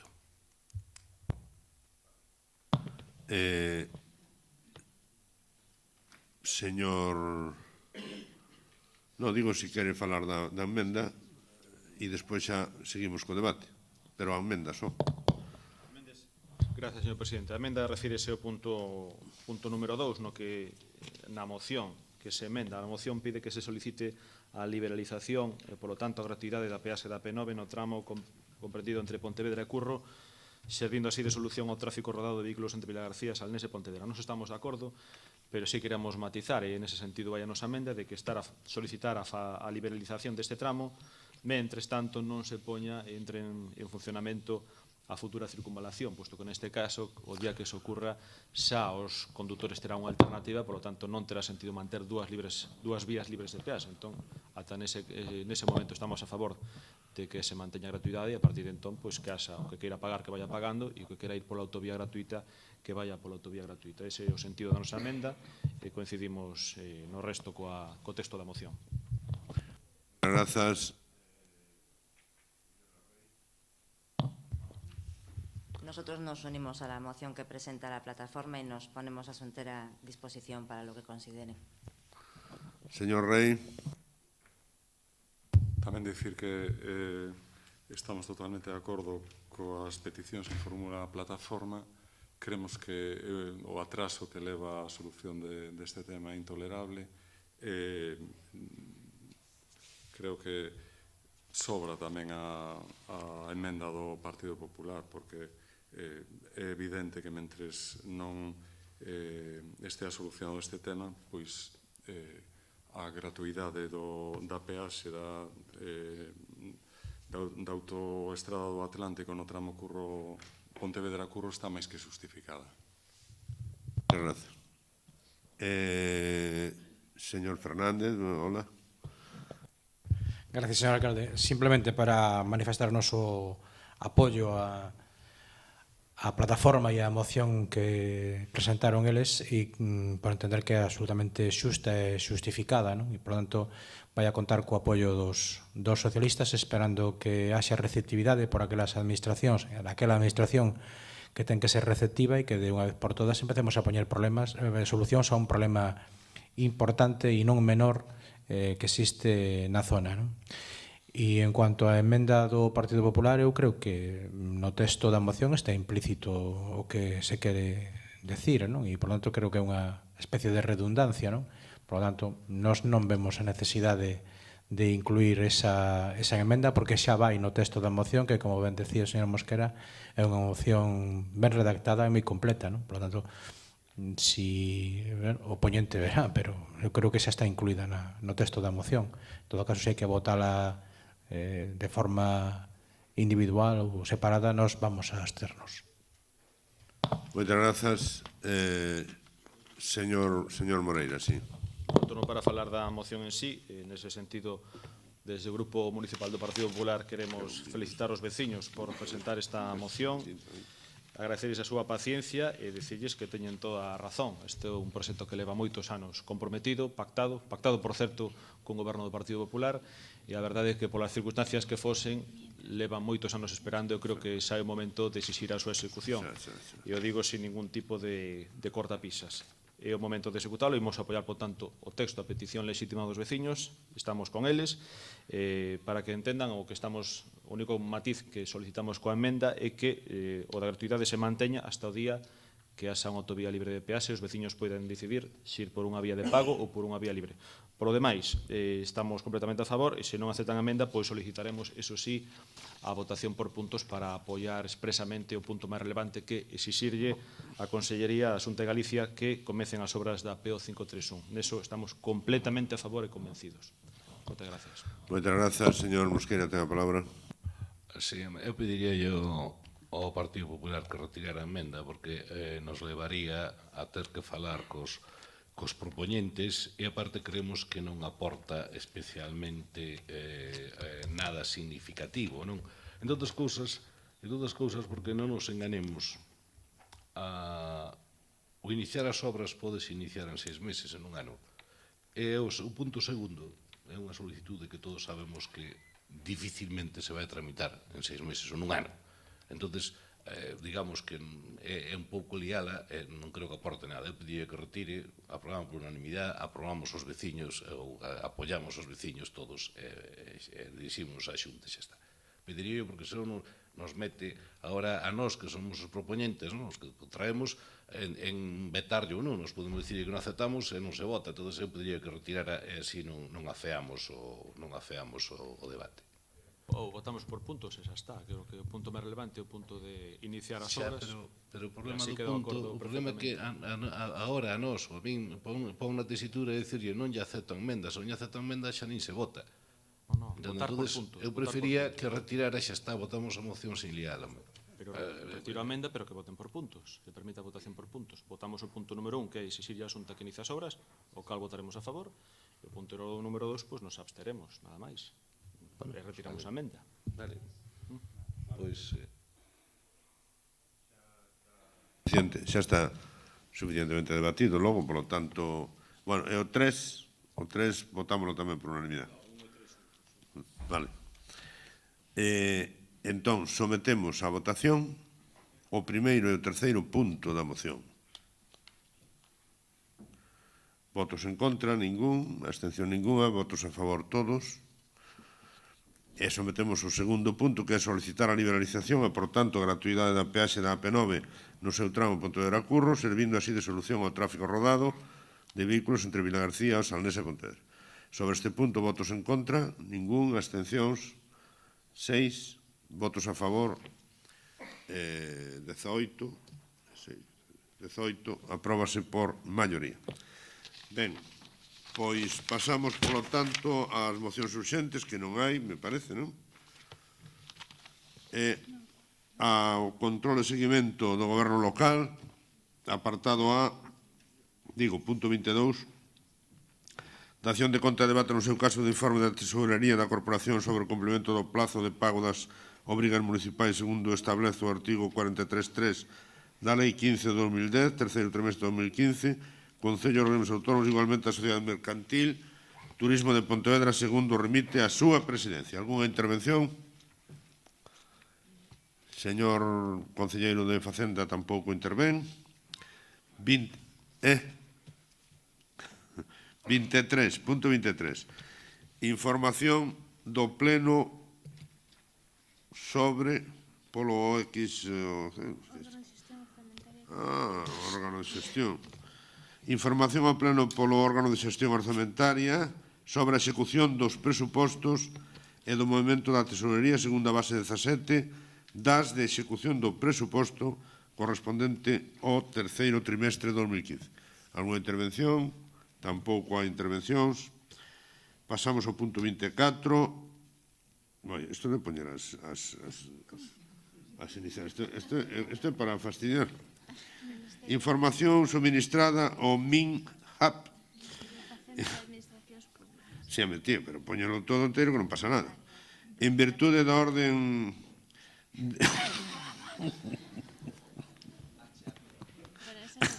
da orden HAP 20, isto é unha vida, 2015-2012 correspondente ao terceiro trimestre de 2015. Está? Isto que é? Isto é para información de todos vós. Alguén quer intervir en isto? Non pon dación de contas. Sí, quero intervir. Información se ministra. Alguén quer intervir neste punto? Moitas gracias. Señor Rei, ten a palabra. Súmome a petición do alcalde de que non figuren as siglas nos enunciados dos temas que se traen ao pleno. Prefiro que veña. Bueno, e dito isto, hai algunha información? Nadie quere información sobre a información. 25. Coñecemento de resolucións e decretos. Algunha intervención?